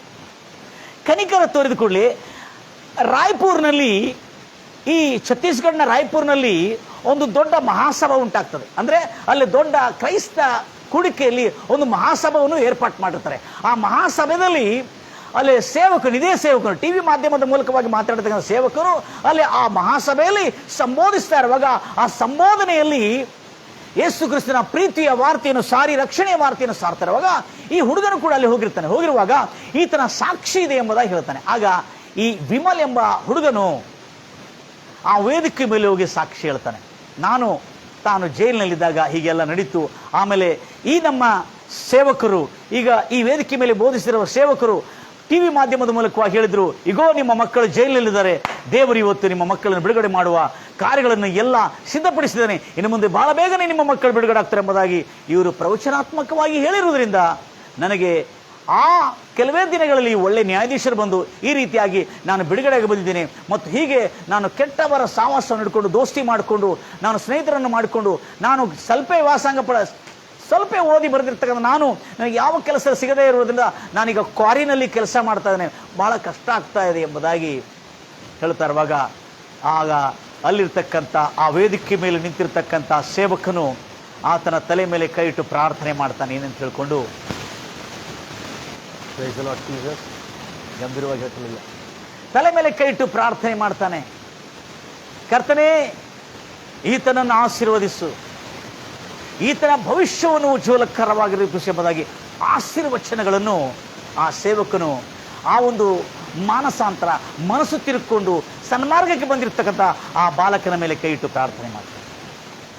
ಈತನಿಗೆ ಒಳ್ಳೆಯ ಉದ್ಯೋಗವನ್ನು ಕೊಡು ಏಸಯ್ಯ, ಈತನ ಜೀವನವನ್ನು ಮತ್ತು ತಿರುಗಿ ಚೈತರಿಸಿಕೊಳ್ಳುವಂತೆ ಪುನಃಸ್ಥಾಪಿಸು ಕರ್ತನೆ ರಾಜ, ಒಂದು ಉನ್ನತ ಸ್ಥಿತಿಗೆ ತೆಗೆದುಕೊಂಡು ಬಾ, ಒಳ್ಳೆ ಕೆಲಸವನ್ನು ಕೊಡು, ಸ್ವಂತ ಮನೆಯನ್ನು ಅನುಗ್ರಹಿಸು. ಅವರು ಮನೆಯನ್ನು ಕೂಡ ಅಡುಬಿಟ್ಟು ಬಿಟ್ಟಿದ್ದಾರೆ, ಸ್ವಂತ ಮನೆಯನ್ನು ಅನುಗ್ರಹಿಸು ರಾಜ, ಮತ್ತು ಈ ಬಾಲಕರ ಈ ಭವಿಷ್ಯವನ್ನು ಉಜ್ವಲಕರವಾಗಿ ರೂಪಿಸು ಕರ್ತನೆ, ಈತನ ಜೀವನದಲ್ಲಿ ಈತನ ಬಾಳನ್ನು ಕಟ್ಟಿ ಎಬ್ಬಿಸು ದೇವಾ ಎಂಬುದಾಗಿ ಆ ವೇದಿಕೆ ಮೇಲೆ ಸೇವಕನು ಪ್ರಾರ್ಥನೆ ಮಾಡಿದ ಕೂಡಲೇ ಕೆಲವೇ ದಿನಗಳಲ್ಲಿ ಅವರ ಕ್ಯಾಂಪಸ್ನಲ್ಲಿ ರೈಲ್ವೆ ಡಿಪಾರ್ಟ್ಮೆಂಟಿಂದ ಅಧಿಕಾರಿಗಳು ಬಂದಿರ್ತಾರೆ. ಆ ಅಧಿಕಾರಿಗಳು ಏನು ಮಾಡ್ತಾರೆ, ಅಲ್ಲಿರ್ತಕ್ಕಂಥ ಹುಡುಗರನ್ನು ನೋಡಿ, ಆ ಕ್ಯಾಂಪಸ್ನಲ್ಲಿದ್ದ ಹುಡುಗರನ್ನು, ಏನಪ್ಪ ಇಲ್ಲೆಲ್ಲ ತಿರುಗಾಡ್ತಾ ಇದ್ರಲ್ಲ, ಆಟ ಆಡ್ತಾ ಇದ್ರಲ್ಲ, ನೀವೊಂದು ಕೆಲಸ ಮಾಡಿ, ಈಗ ಜಾಬ್ಗಳೆಲ್ಲ ಸಿಗ್ತಾ ಇದೆ ರೈಲ್ವೆ ಡಿಪಾರ್ಟ್ಮೆಂಟ್ನಲ್ಲಿ, ಆದ ಕಾರಣ ನೀವೇನು ಮಾಡಿ ಅಂದರೆ ಆ ಜಾಬು ನಿಮಗೆ ಸಿಗಬೇಕಾದ್ರೆ ಬೇಗನೆ ನೀವು ಅರ್ಜಿ ಹಾಕ್ರಿ, ಅರ್ಜಿ ಹಾಕಿದ್ರೆ ನಿಮಗೆ ಜಾಬ್ ಸಿಗುತ್ತೆ ಎಂಬುದಾಗಿ ಹೇಳ್ತಾರೆ. Praise Lord Jesus. ಅರ್ಜಿ ಹಾಕಿದ್ರೆ ನಿಮಗೆ ಜಾಬ್ ಸಿಗುತ್ತೆ ಎಂಬುದಾಗಿ ಹೇಳ್ತಾರೆ. ಆದರೆ ಈತನ ಹೇಳ್ತಾನೆ ಅಂತ ಹೇಳ್ಕೊಂಡು, ಸರ್ ನನ್ನ ಎಜುಕೇಷನ್ ಅಷ್ಟಿಲ್ಲ ಸರ್, ನಂದು ಎಜುಕೇಷನ್ ಭಾಳ ಕಡಿಮೆ ಇದೆ ಸರ್ ಎಂಬ. Praise Lord Jesus. ನನ್ನ ಎಜುಕೇಷನ್ ಅಷ್ಟಿಲ್ಲ ಸರ್, ನನ್ನ ಎಜುಕೇಷನ್ ಬಹಳ ಕಡಿಮೆ ಇದೆ ಸರ್ ಎಂಬುದಾಗಿ ಹೇಳ್ತಾರೆ. ಹಾಗಾದ್ರೆ ಪರವಾಗಿಲ್ಲ, ನೀನು ಎಷ್ಟು ಎಜುಕೇಷನ್ ಇದ್ರೆ ಅವನು ಹೈಸ್ಕೂಲ್ ಮಟ್ಟ ಓದಿರ್ತಾನೆ. ಆದರೆ ಹೇಳ್ತಾನೆ, ಸರಿ ನೀನು ಅರ್ಜಿಯಾರ ಹಾಕು, ಪ್ರಯತ್ನ ಮಾಡು ಅಂತ ಹೇಳ್ತಾರೆ. ಅವಾಗ ಎಲ್ಲರೂ ಅವನ ಜೊತೆಲಿ ಎಲ್ಲ ಕೂಡಿ ಆ ಹುಡುಗರ, ಆ ಕ್ಯಾಂಪಸ್ನಲ್ಲಿ ಹುಡುಗರೆಲ್ಲ ಅರ್ಜಿ ಹಾಕ್ತಾರೆ. ಅರ್ಜಿ ಹಾಕಿದ್ರು ಕೂಡ ಅದರಲ್ಲಿ ಅದೃಷ್ಟ ಅಲ್ಲ, ದೇವರ ಕೃಪೆ ಹಾಗೂ ಅದೃಷ್ಟನು ಧನ್ಯನಾಗಿರೋದ್ರಿಂದ ಅವನಿಗೆ ಆ ಕೆಲಸದಲ್ಲಿ ಇಂಟರ್ವ್ಯೂ ಬರಲಿಕ್ಕೆ ಅವನಿಗೆ ಆಮಂತ್ರಣ ಬರ್ತದೆ. ಈತರು ಹೋಗಿ ಇಂಟರ್ವ್ಯೂನಲ್ಲಿ ಪಾಸ್ ಆಗಿ ಆಮೇಲೆ ಟ್ರೈನಿಂಗ್ ಆಗಿ ಅದೇ ರೈಲ್ವೆ ಡಿಪಾರ್ಟ್ಮೆಂಟ್ನಲ್ಲಿ ಗೌರ್ಮೆಂಟ್ ಜಾಬ್ ಆತನಿಗೆ ದೊರಕುತ್ತೆ. Praise the Lord Jesus. ನನ್ನ ಪ್ರಿಯ ಸಹೋದರಿ ಸಹೋದರೇ, ಈತನಿಗೆ ರೈಲ್ವೆ ಡಿಪಾರ್ಟ್ಮೆಂಟ್ ಜಾಬ್ ಸಿಕ್ಕಿದ ಕೂಡಲೇ ಆಗ ತಂದೆ ತಾಯಿಗಳು ಎಷ್ಟೋ ಸಂತೋಷ ಪಡ್ತಾರೆ. ಈತನ ಏನು ಮಾಡ್ತಾನಂದ್ರೆ, ಇಂಥ ಒಂದು ಕುಖ್ಯಾತ ಅಪರಾಧದಲ್ಲಿ ನಾನು ಈ ಭಯಂಕರವಾದಂಥ ಕಳ್ಳರ ಜೊತೆಯಲ್ಲಿ ತಿರುಗಾಡ್ತಾ, ಈ ಪೋಲಿ ಹುಡುಗರ ಜೊತೆಯಲ್ಲಿ ತಿರುಗಾಡ್ತಾ, ಈ ಕುಡುಗರ ಜೊತೆ ತಿರುಗಾಡ್ತಾ ನನ್ನ ಜೀವನವನ್ನು ಹಾಳು ಮಾಡಿಕೊಂಡಿದ್ದಾನಲ್ಲ, ಅಂಥವನಾದ ನನಗೆ ಯೇಸು ನನ್ನ ಜೀವನವನ್ನು ಕಾಪಾಡಿ ರಕ್ಷಿಸಿದನಲ್ಲ, ನಾನು ನನ್ನಂತೆ ಎಷ್ಟು ಜನರು ಹಾಳಾಗ್ತಾ ಇದ್ದಾರಲ್ಲ ಅವರೆಲ್ಲರಿಗೆ ನಾನು ಸುವಾರ್ತೆ ಸಾರಬೇಕು, ಅವರೆಲ್ಲರಿಗೆ ಸನ್ಮಾರ್ಗಕ್ಕೆ ನಡೆಸಬೇಕು ಅಂತೇಳಿ ಏನು ತೀರ್ಮಾನ ಮಾಡ್ಕೊಂಡನಲ್ಲ, ಅಂದಿನಿಂದ ಅವನು ಎಲ್ಲರಿಗೆ ಸಾಕ್ಷಿ ಹೇಳಲು ಆರಂಭ ಮಾಡಿದ. Praise Lord Jesus. ಸಾಕ್ಷಿ ಹೇಳಲು ಆರಂಭ ಮಾಡಿ ಅನೇಕ ಜನರಿಗೆ ಸುವಾರ್ತೆಯನ್ನು ಸಾರ್ತಾ ಇದ್ದ. ಸುವಾರ್ತೆಯನ್ನು ಸಾರ್ತಾ ಅನೇಕ ಜನರು ಅವನ ಜೀವನ ಶೈಲಿಯನ್ನು ಜಾಗೃತಿ ಅಂತ ಕೇಳ್ಕೊತೀವಿ. ಅವನ ಜೀವನ ಶೈಲಿಯನ್ನು ನೋಡಿ, ಯಾಕಂದ್ರೆ ಅವನಂತ ಪೋಖ್ರಿ ಹುಡುಗ, ಅಂತ ಒಂದು ಪೋಲಿ ಹುಡುಗ, ಯಾವಾಗಲೂ ತಂದೆ ತಾಯಿಗಳ ಮಾತು ಕೇಳಿದ್ರ ಇಷ್ಟ ಪ್ರಕಾರವಾಗಿ ಪೋಖ್ರಿ ಹುಡುಗರ ಜೊತೆ ತಿರುಗುತ್ತಾ ಮತ್ತು ಗಾನ್ಲಿ ಮಾಡ್ತಾ ಮತ್ತು ಪುಂಡಾಟ ಮಾಡ್ತಾ ರೌಡಿಸಮ್ ಮಾಡ್ತಾ ತಿರುಗ್ತಾ ಇರ್ತದೆ. ಆ ಹುಡುಗನು ಇಷ್ಟು ಬೇಗನೆ ಮಾರ್ಪಾಟಾಗಿದ್ದಾನ ಅಂತೇಳಿ ಆ ಓಣಿ ಜನರು, ಆ ಕ್ಯಾಂಪಸ್ ಜನರೆಲ್ಲ ಆಶ್ಚರ್ಯಚಕಿತರಾಗಿ ಅವನ ಸಾಕ್ಷಿಯನ್ನು, ಅವನ ಸ್ಟೋರಿಯನ್ನು ಕೇಳಿ ಅನೇಕ ಜನ ಅವನ ಮನೆಗೆ ಪ್ರಾರ್ಥನೆಗೆ ಬರಲು ಆರಂಭ ಆಯ್ತು. ಯಾಕಂದ್ರೆ ಈತನು ಸುವಾರ್ತೆ ಸಾರಲಿಕ್ಕೆ ಆರಂಭ ಮಾಡಿದ. Praise Lord Jesus. ಗಂಭೀರವಾಗಿ ಹೇಳ್ತೀರಿ ನನ್ನ ಪ್ರಿಯ ಸಹೋದರಿ ಸಹೋದರಿ, ಈತನ ಸುವಾರ್ತೆ ಸಾರಲಿಕ್ಕೆ ಆರಂಭ ಮಾಡಿದ. ಈ ಸುವಾರ್ತೆ ಸಾರಲಿಕ್ಕೆ ಆರಂಭ ಮಾಡಿರುವಾಗ ಈತನ ಸಾಕ್ಷಿಯನ್ನು ಕೇಳಿ ಈತನ ಚರ್ಚಿಗೆ ಹೋಗ್ತಾ ಇದ್ದಾನೆ, ಸಂಡೇ ಚರ್ಚಿಗೆ ಹೋಗ್ತಾ ಇರ್ತಾನೆ, ಮತ್ತು ಕ್ಯಾಂಪ್ನ ಯಾವಾಗ ಹೋಗಿ ಚರ್ಚ್ಗಳಿರುತ್ತೆ ಯಾವಾಗ ಚರ್ಚಿಗೆ ಹೋಗ್ತಾ ಇರ್ತಾನೆ, ತನ್ನ ಉದ್ಯೋಗವನ್ನು ಕೂಡ ಮಾಡಿಕೊಳ್ತಾ ಇರ್ತಾನೆ. ಅಂತ ಸಮಯದಲ್ಲಿ ಏನಾಯ್ತಂದ್ರೆ, ಈತನು ಇಷ್ಟು ಚೆನ್ನಾಗಿ ಉದ್ಯೋಗವನ್ನು ಮಾಡಿಕೊಳ್ತಾ ತನ್ನ ಸೇವೆಯನ್ನು ಮಾಡಿಕೊಳ್ತಾ ಯೇಸು ಕ್ರಿಸ್ತನ ವಿಷಯದಲ್ಲಿ ಸುವಾರ್ತೆ ಸಾರ್ತಾ ಇರುವಾಗ ಅವರ ಮನೆಯೆಲ್ಲ ತುಂಬಿ ಬರ್ತದೆ. ಆಮೇಲೆ ಅಂಬಿಕಾಪುರ್ನಲ್ಲಿ ಮತ್ತೊಂದು ಆವರ್ತಿ ಒಂದು ವೇದಿಕೆ ಮೇಲೆ ಕ್ರೈಸ್ತ ಕೂಟಗಳು ಅಲ್ಲೇ ಮಾಡಿರ್ತಾರೆ. ಆ ಕ್ರೈಸ್ತ ಕೂಟಗಳಲ್ಲಿ, ಆ ದೊಡ್ಡ ಕೂಟಗಳಲ್ಲಿ ಈತನು ಸಾಕ್ಷಿ ಹೇಳ್ತಾನೆ. ಏನಂತ ತಿಳ್ಕೊಂಡು ಅವನ ಕೌಟುಂಬಿಕ ಜೀವನ ಸ್ಥಾಪನೆ ಆಯಿತು. ಅವನಿಗೆ 2 ಮಕ್ಕಳಾದರು. ಅಷ್ಟೇ ಅಲ್ಲದೆ ಅವನ ಮನೆಯಲ್ಲಿ ಪ್ರಾರ್ಥನೆ ನಡೆಸ್ತಾ ಇದ್ರೆ ಅನೇಕ ಜನರು ತುಂಬಿ ಬರ್ತಾ ಇರೋದ್ರಿಂದ, ಅವನ ಮನೆಯಲ್ಲಿ ಚರ್ಚ್ ನಡೆಸ್ತಾ ಇರೋದ್ರಿಂದ ಅನೇಕ ಜನರು ತುಂಬಿ ಬರ್ತಾ ಇರೋದ್ರಿಂದ ಆತನಿಗೆ ಸ್ಥಳ ಸಾಕಾಗಲಿಲ್ಲ. ಸ್ಥಳ ಸಾಕಾಗದೇ ಇರೋದ್ರಿಂದ ಈಗ ಒಂದು ಆತನ ಮನೆ ಹತ್ತಿರನೇ ಒಂದು ಗ್ರೌಂಡ್ ಇದೆ. ಆ ಗ್ರೌಂಡ್ನಲ್ಲಿ ಪ್ರತಿ ಭಾನುವಾರ ಪೆಂಡಾಲ್ ಹಾಕಿ, ಡೇರೆಯನ್ನು ಹಾಕಿ, ಆ ಡೇರೆಯ ಒಳಗೆ 500 ಜನರು, ಸುಮಾರು 500 ಜನಕ್ಕಿಂತ ಹೆಚ್ಚಿನ ಜನರು, ಆತನು ಈ ವಿಮಲ್ ಎಂಬ ಹುಡುಗನು ಮದುವೆ ಮಾಡಿಕೊಂಡು ತನ್ನ ಜೀವನ ಶೈಲಿಯನ್ನು ಸರಿ ಮಾಡಿಕೊಂಡು ತನ್ನ ಮಾರ್ಪಾಟು ಮಾಡಿ ತನ್ನ ಜೀವನ ಸಾಕ್ಷಿಯಾಗಿರುವುದರಿಂದ, ಅವನ ವರ್ಚಸ್ಸನ್ನು ಒಂದು ಸುಂದರವಾದಂಥ ರೂಪ ಧರಿಸಿರುವುದರಿಂದ, ಅವನು ಒಳ್ಳೆ ಹೆಸರನ್ನು ಪಡ್ಕೊಂಡಿರುವುದರಿಂದ ಜನರೆಲ್ಲರೂ ಆಕರ್ಷಿತರಾಗಿ ಆತನು ನಡೆಸುವ ಸಭೆಗೆ ಜನರು ನುಗ್ಗಿ ನುಗ್ಗಿ ಬಂದರು. Price the Lord Jesus. ನುಗ್ಗಿ ನುಗ್ಗಿ ಬಂದು 500ಕ್ಕಿಂತ ಹೆಚ್ಚಿನ ಜನರು ತುಂಬಿ ಬಂದಿದ್ದಾರೆ. ಅನೇಕ ಜನರಿಗೆ ದೀಕ್ಷಾಸ್ಥಾನ ಕೊಟ್ಟಿದ್ದಾನೆ. 2 ಗಂಡು ಮಕ್ಕಳು, ಅವರ ಹೆಂಡತಿ ಸೋನಾಲಿ ಅಂತೇಳಿ ಅವಳು ಕೂಡ ಭಾಳ ಉದ್ಯಮವಂತಳು, ಅವಳು ಕೂಡ ಇಂಥವ್ರನ್ನ ಮದುವೆ ಮಾಡ್ಕೋಬೇಕಂದ್ರೆ ಅವಳು ಕೂಡ ನೋಡಿದ್ರು ಈತನ ಜೀವನ ಬದಲಾವಣೆ. ಆತನು ಕಡಿಮೆ ಓದಿದ್ರು ಪರವಾಗಿಲ್ಲ, ಆದರೆ ಆತನನ್ನು ಮದುವೆ ಮಾಡಿಕೊಂಡು ಇಬ್ಬರು ಗಂಡ ಹೆಂಡತಿ ವಿಮಲ್ ಮತ್ತು ಸೋನಾಲಿ ಛತ್ತೀಸ್ಗಢನಲ್ಲಿ ಪೆಂಡಾಲನ್ನು ಹಾಕಿ 500ಕ್ಕಿಂತ ಹೆಚ್ಚಿನ ಜನರಿಗೆ ಸುವಾರ್ತೆನ ಸಾರ್ತಾ, ಅನೇಕ ಪೋಖ್ರಿ ಹುಡುಗರಿಗೆ ಸುವಾರ್ತೆನ ಸಾರಿ, ಯೇಸು ಕ್ರಿಸ್ತನ ನಂಬಿಕೊಳ್ಳ್ರಿ, ನಿಮ್ಮ ಜೀವನ ಬದಲಾವಣೆ ಆಗ್ತದೆ. ಯೇಸು ಕ್ರಿಸ್ತ ನಂಬಿಕೊಳ್ಳ್ರಿ, ನಿಮ್ಮ ಬಾಳು ಉದ್ಧಾರವಾಗ್ತದೆ. ನನ್ನ ಪ್ರಿಯ ಸಹೋದರಿ ಸಹೋದರೇ, ತಯಾರಾಗಿದ್ರ? ಈ ಸಂದೇಶವನ್ನು ಕೇಳುತ್ತಿರ್ತಕ್ಕಂಥ ಎಲ್ಲರೂ, ತಂದೆ ತಾಯಿಗಳು, ಸಹೋದರಿ ಸಹೋದರರು, ನಿಮ್ಮ ಕುಟುಂಬದಲ್ಲಿ ಕೂಡ, ನಿಮ್ಮ ಅಕ್ಕಪಕ್ಕದಲ್ಲೂ ಕೂಡ ಇಂಥ ಮಕ್ಕಳಿದ್ದಿರ್ಬೋದು.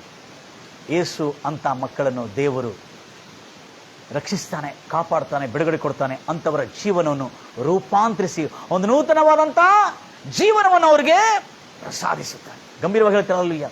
ನನ್ನ ಪ್ರಿಯ ಸಹೋದರಿ ಸಹೋದರರೇ, ಈ ವಿಡಿಯೋವನ್ನು ಎಲ್ಲರಿಗೆ ಶೇರ್ ಮಾಡಬೇಕೆಂಬುದಾಗಿ ನಾನು ಕೇಳಿಕೊಳ್ಳಿಕ್ಕೆ ಮುಂಚೆ ನೀವೇ ನಿಮ್ಮ ಮನಸ್ಸಲ್ಲಿ ಅಂದುಕೊಳ್ತಾ ಇದ್ರಿ.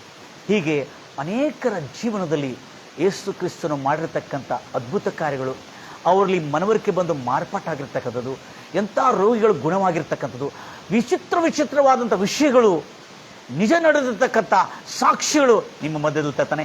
God bless you. ದೇವರು ನಿಮ್ಮನ್ನು ಆಶೀರ್ವದಿಸಲಿ. ಈ ಚಾನಲ್ನು ಅನೇಕ ಜನರಿಗೆ ಪರಿಚಯ ಮಾಡಿರಿ. ಅನೇಕ ಜನರು ಈ ಚಾನಲ್ನಲ್ಲಿ ಪಾಲುಗಾರರಾಗಿ ಈ ದೇವರ ಸುವಾರ್ತೆ ನಿಮಗೆ ಸಾರಲಿಕ್ಕಾಗದಿದ್ರು ಕೂಡ ಈ ಸುವಾರ್ತೆ ಮೂಲಕ ಅನೇಕ ನಿಮ್ಮ ಸ್ನೇಹಿತರಿಗೆ ಶೇರ್ ಮಾಡೋದ್ರಿಂದ ನೀವು ಆಶೀರ್ವದಿಸಲ್ಪಡ್ರಿ ಎಂಬುದಾಗಿ ಕೋರ್ತಾನೆ. God bless you my dear brothers and sisters. Praise the Lord. ಈಗ ನಾವು ದೇವರ ವಚನದಲ್ಲಿರ್ತಕ್ಕಂಥ ವಾಕ್ಯಗಳಲ್ಲಿ, ಅಧ್ಯಾಯಗಳಲ್ಲಿ ಬೈಬಲ್ ಇದರ ಬಗ್ಗೆ ಏನು ಹೇಳ್ತದೆ? Price the Lord Jesus. Bible ಇದರ ಬಗ್ಗೆ ಏನು ಇಂಥ ಒಳ್ಳೆ ಸಂಗತಿಯನ್ನು ಇದನ್ನು ತಿಳಿಸ್ತದೆ? ನನ್ನ ಪ್ರಿಯ ಸಹೋದರಿ ಸಹೋದರೇ, ಈ ಹುಡುಗನಿಗೆ ಯಾರು ಎಷ್ಟು ಹೇಳಿದ್ರು ಕೂಡ ಕೇಳಲಿಲ್ಲ. ತಂದೆ ತಾಯಿಗಳು ಕೂಡ ಹೇಳಿದ್ರು, ಪೋಖ್ರಿ ಜೊತೆ ಬಿಡಪ್ಪ, ಅವರು ಸಹವಾಸ ಮಾಡಬೇಡಪ್ಪ ಅಂತೇಳಿ ಎಷ್ಟು ಹೇಳಿದ್ರು ಕೂಡ ಈತನು ತನ್ನ ಪುಂಡಾಟವು ಬಿಡಲಿಲ್ಲ. ಆದರೆ ಈತನಿಗೆ ಬಿಡುವಂಥ ಸಂದರ್ಭ ಬರಲಿಕ್ಕೆ ಕಾರಣ ಏನು? ಅವನು ಜೈಲ್ ಪಾಲಾಗಿ ಆ ಜೈಲಿನಲ್ಲಿ ನರಳುತ್ತಾ ಇರುವಾಗ, ಕೊರಗುತ್ತಾ ಇರುವಾಗ, ಬಳಲುತ್ತಾ ಇರುವಾಗ, ಆ ಒಂದು ನೋವು, ಆ ಒಂದು ಶ್ರಮೆ, ಆ ಒಂದು ಸಂಕಷ್ಟ ಅವನಿಗೆ ಈ ಬೈಬಲ್ನಲ್ಲಿರುವ ನೀತಿ ನಿಯಮಗಳು, ಕಟ್ಟಳೆಗಳು ಆವಾಗ ನೆನಪು ಬಂತು. ಅದಕ್ಕಾಗಿ ನನ್ನ ಪ್ರಿಯ ಸಹೋದರಿ ಸಹೋದರೇ, ಅನೇಕ ಜನರು ಕ್ರೈಸ್ತವರಾಗಿದ್ರು ಕೂಡ, ಆತ್ಮೀಯರಾಗಿದ್ರು ಕೂಡ, ಹೆಸರಿಗೆ ಕ್ರೈಸ್ತವರಾಗಿದ್ರು ಕೂಡ ಅವ್ರಿಗೂ ಶುಭವಾರ್ತೆ ಏನಂತ ತಿಳ್ಕೊಂಡು, ಇದು ದೇವರು ಈ ಸಂಕಟಗಳು ಕೊಟ್ಟಿದೆ ಎಂಬುದಾಗಿ ನಾನು ಹೇಳುವುದಿಲ್ಲ. ಮಾನವನು ಮಾಡಿಕೊಂಡಿರಂತ ಅವನ ಪಾಪ, ಅವನ ದ್ರೋಹ, ಅವನ ಅಪರಾಧಗಳ ನಿಮಿತ್ತ ಅವನು ಶೋಧನೆಗೆ ಸಿಲುಕಿ ಆ ಶೋಧನೆಯಲ್ಲಿ ಬಾಧಿಸಲ್ಪಟ್ಟ ಹೊರತು ದೇವರು ಕೆಟ್ಟದ್ರಿಂದ ಶೋಧಿಸುವುದಿಲ್ಲ. ಆದರೆ ಆವಾಗಾದರೂ ಅವನಿಗೆ ಮನವರಿಕೆ ಆಯ್ತಲ್ಲ, ನನಗೆ ದೇವರೇ ಆಶ್ರಯ ಎಂಬುದಾಗಿ. Praise Lord Jesus. ದೇವರು ಬಿಟ್ಟು ಈ ಲೋಕದಲ್ಲಿ ಯಾರಿಂದಲೂ ನನಗೆ ಆಶ್ರಯ ಸಿಗಲ್ಲ ಅನ್ನತಕ್ಕಂಥ ಸತ್ಯ ಅವನಿಗೆ ಅರ್ಥ ಆಯ್ತಲ್ಲ. ಅದರ ನಿಮಿತ್ತ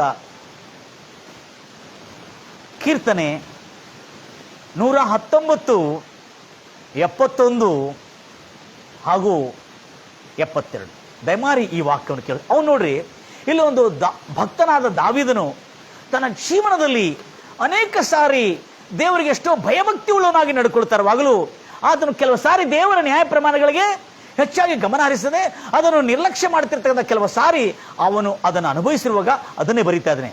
ಹೌದ್ರಮ್ಮ, ನನಗೆ ಕಷ್ಟಾನುಭವವು, ನನಗೆ ಬಂದಿರತಕ್ಕಂಥ ಈ ಕಷ್ಟಾನುಭವ ನನಗೇನಾಯ್ತು? ಹಿತಕರವಾಯಿತು. ಅದರಿಂದ ನಾನು ನಿನ್ನ ನಿಬಂಧನೆಗಳನ್ನು ಕಲಿತುಕೊಂಡಿದ್ದೇನೆ. ಅದರಿಂದ ನಾನು ನಿನ್ನ ಈ ನಿಯಮಗಳನ್ನು ಕಲಿತುಕೊಂಡಿದ್ದೆ. ಅದರಿಂದ ನಾನು ಈ ನ್ಯಾಯ ಪ್ರಮಾಣವನ್ನು ಕಲಿತುಕೊಂಡಿದ್ದೇನೆ ಎಂಬುದಾಗಿ ಹೇಳ್ತಾ. ಅಂದ್ರೆ ಮರ್ಯಾದೆಯಾಗಿ ಹೇಳಿರುವಾಗ ಕೇಳಿಲ್ಲ. ಅಪ್ಪ ಬೇಡಪ್ಪ, ಹೋಗ್ಬೇಡಪ್ಪ, ಒಳ್ಳೇದಲ್ಲಪ್ಪ, ಕಷ್ಟಪಡ್ತೀಯಪ್ಪ, ಭವಿಷ್ಯ ಎಲ್ಲ ಹಾಳಾಗ್ತದಪ್ಪ, ಕೆಲಸಕ್ಕೆ ಏನಾರು ಹೋಗಪ್ಪ, ಸ್ವಲ್ಪ ಓದಿದ್ರಿ ಎಲ್ಲರ ಕೆಲಸಕ್ಕೆ ಹೋಗಬೇದ್ರೆ ಕೇಳಿಲ್ಲ ಅವನು. ನಾನು ಇಷ್ಟ, ನಾನು ಎಂಜಾಯ್ ಮಾಡೋಣ ಅಂತೇಳಿ ಇವನು ಹೋಗ್ತಿದ್ದ.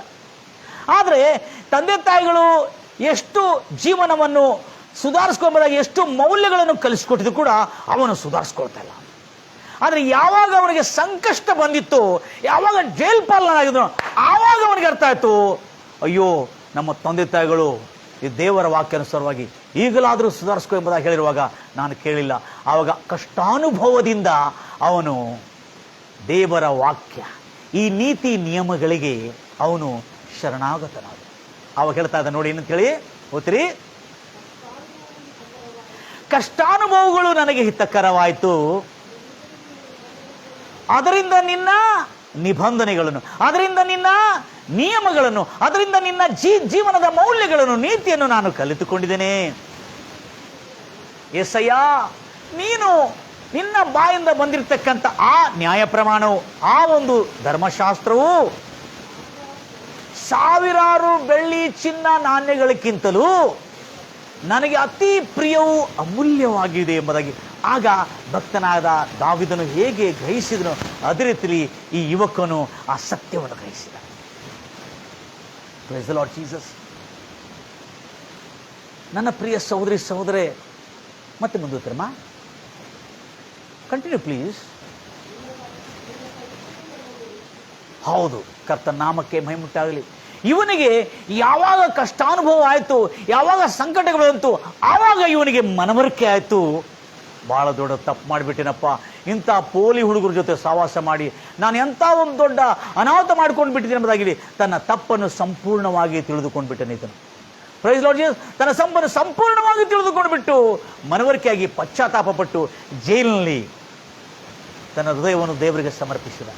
ಎಸಯ್ಯ, ಇನ್ನು ಮುಂದೆ ಜೀವನದಲ್ಲಿ ನಾನು ಎಂದಿಗೂ ಇಂಥದ್ದು ಮಾಡುವುದಿಲ್ಲ ಕರ್ತನೆ, ನನ್ನನ್ನು ಕರುಣಿಸು ದೇವರೇ. ಇನ್ನು ಮುಂದೆ ನಾನು ಎಂದಿಗೂ ಇಂಥ ತಪ್ಪು ಮಾಡೋಲ್ಲ. ಇಂಥ ಒಂದು ಶಿಕ್ಷೆ, ನಾನು ಮಾಡಿರುವ ಅಪರಾಧಗಳಿಗೆ ಇಂಥ ಒಂದು ನೋವಿದೆ. ತಂದೆ ತಾಯಿಗಳಿಂದ ದೂರ, ಒಳ್ಳೆ ಆಹಾರದಿಂದ ದೂರ, ಒಳ್ಳೆ ಸ್ನೇಹಿತರಿಂದ ದೂರ, ಒಂಟಿತನ ಜೀವನ, ಜೈಲಿನಲ್ಲಿ ನರಕ ಯಾತ್ರೆ ಇದೆಯಲ್ಲ, ದೇಸಯ್ಯ ನನ್ನನ್ನು ಬಿಡಿಸಿ ಎಂಬುದಾಗಿ ಇರ್ತಾನೆ. ಯಾವಾಗ ಕಣ್ಣೀರಿಟ್ಟು ಇನ್ನು ಮುಂದೆ ನಾನು ಇಂಥ ಕಾರ್ಯಗಳು ಮಾಡಿದ್ರೆ ಎಂಬುದಾಗಿ ಯಾವತ್ತು ತನ್ನ ಮನೋಪೂರ್ವಕದಿಂದ ಸಂಪೂರ್ಣವಾಗಿ ಮನಸ್ಸು ತಿರ್ಕೊಂಡು, ಪಶ್ಚಾತ್ತಾಪ ಅಲ್ಲ, ಲಿಸನ್ ಕೇರ್ಫುಲಿ.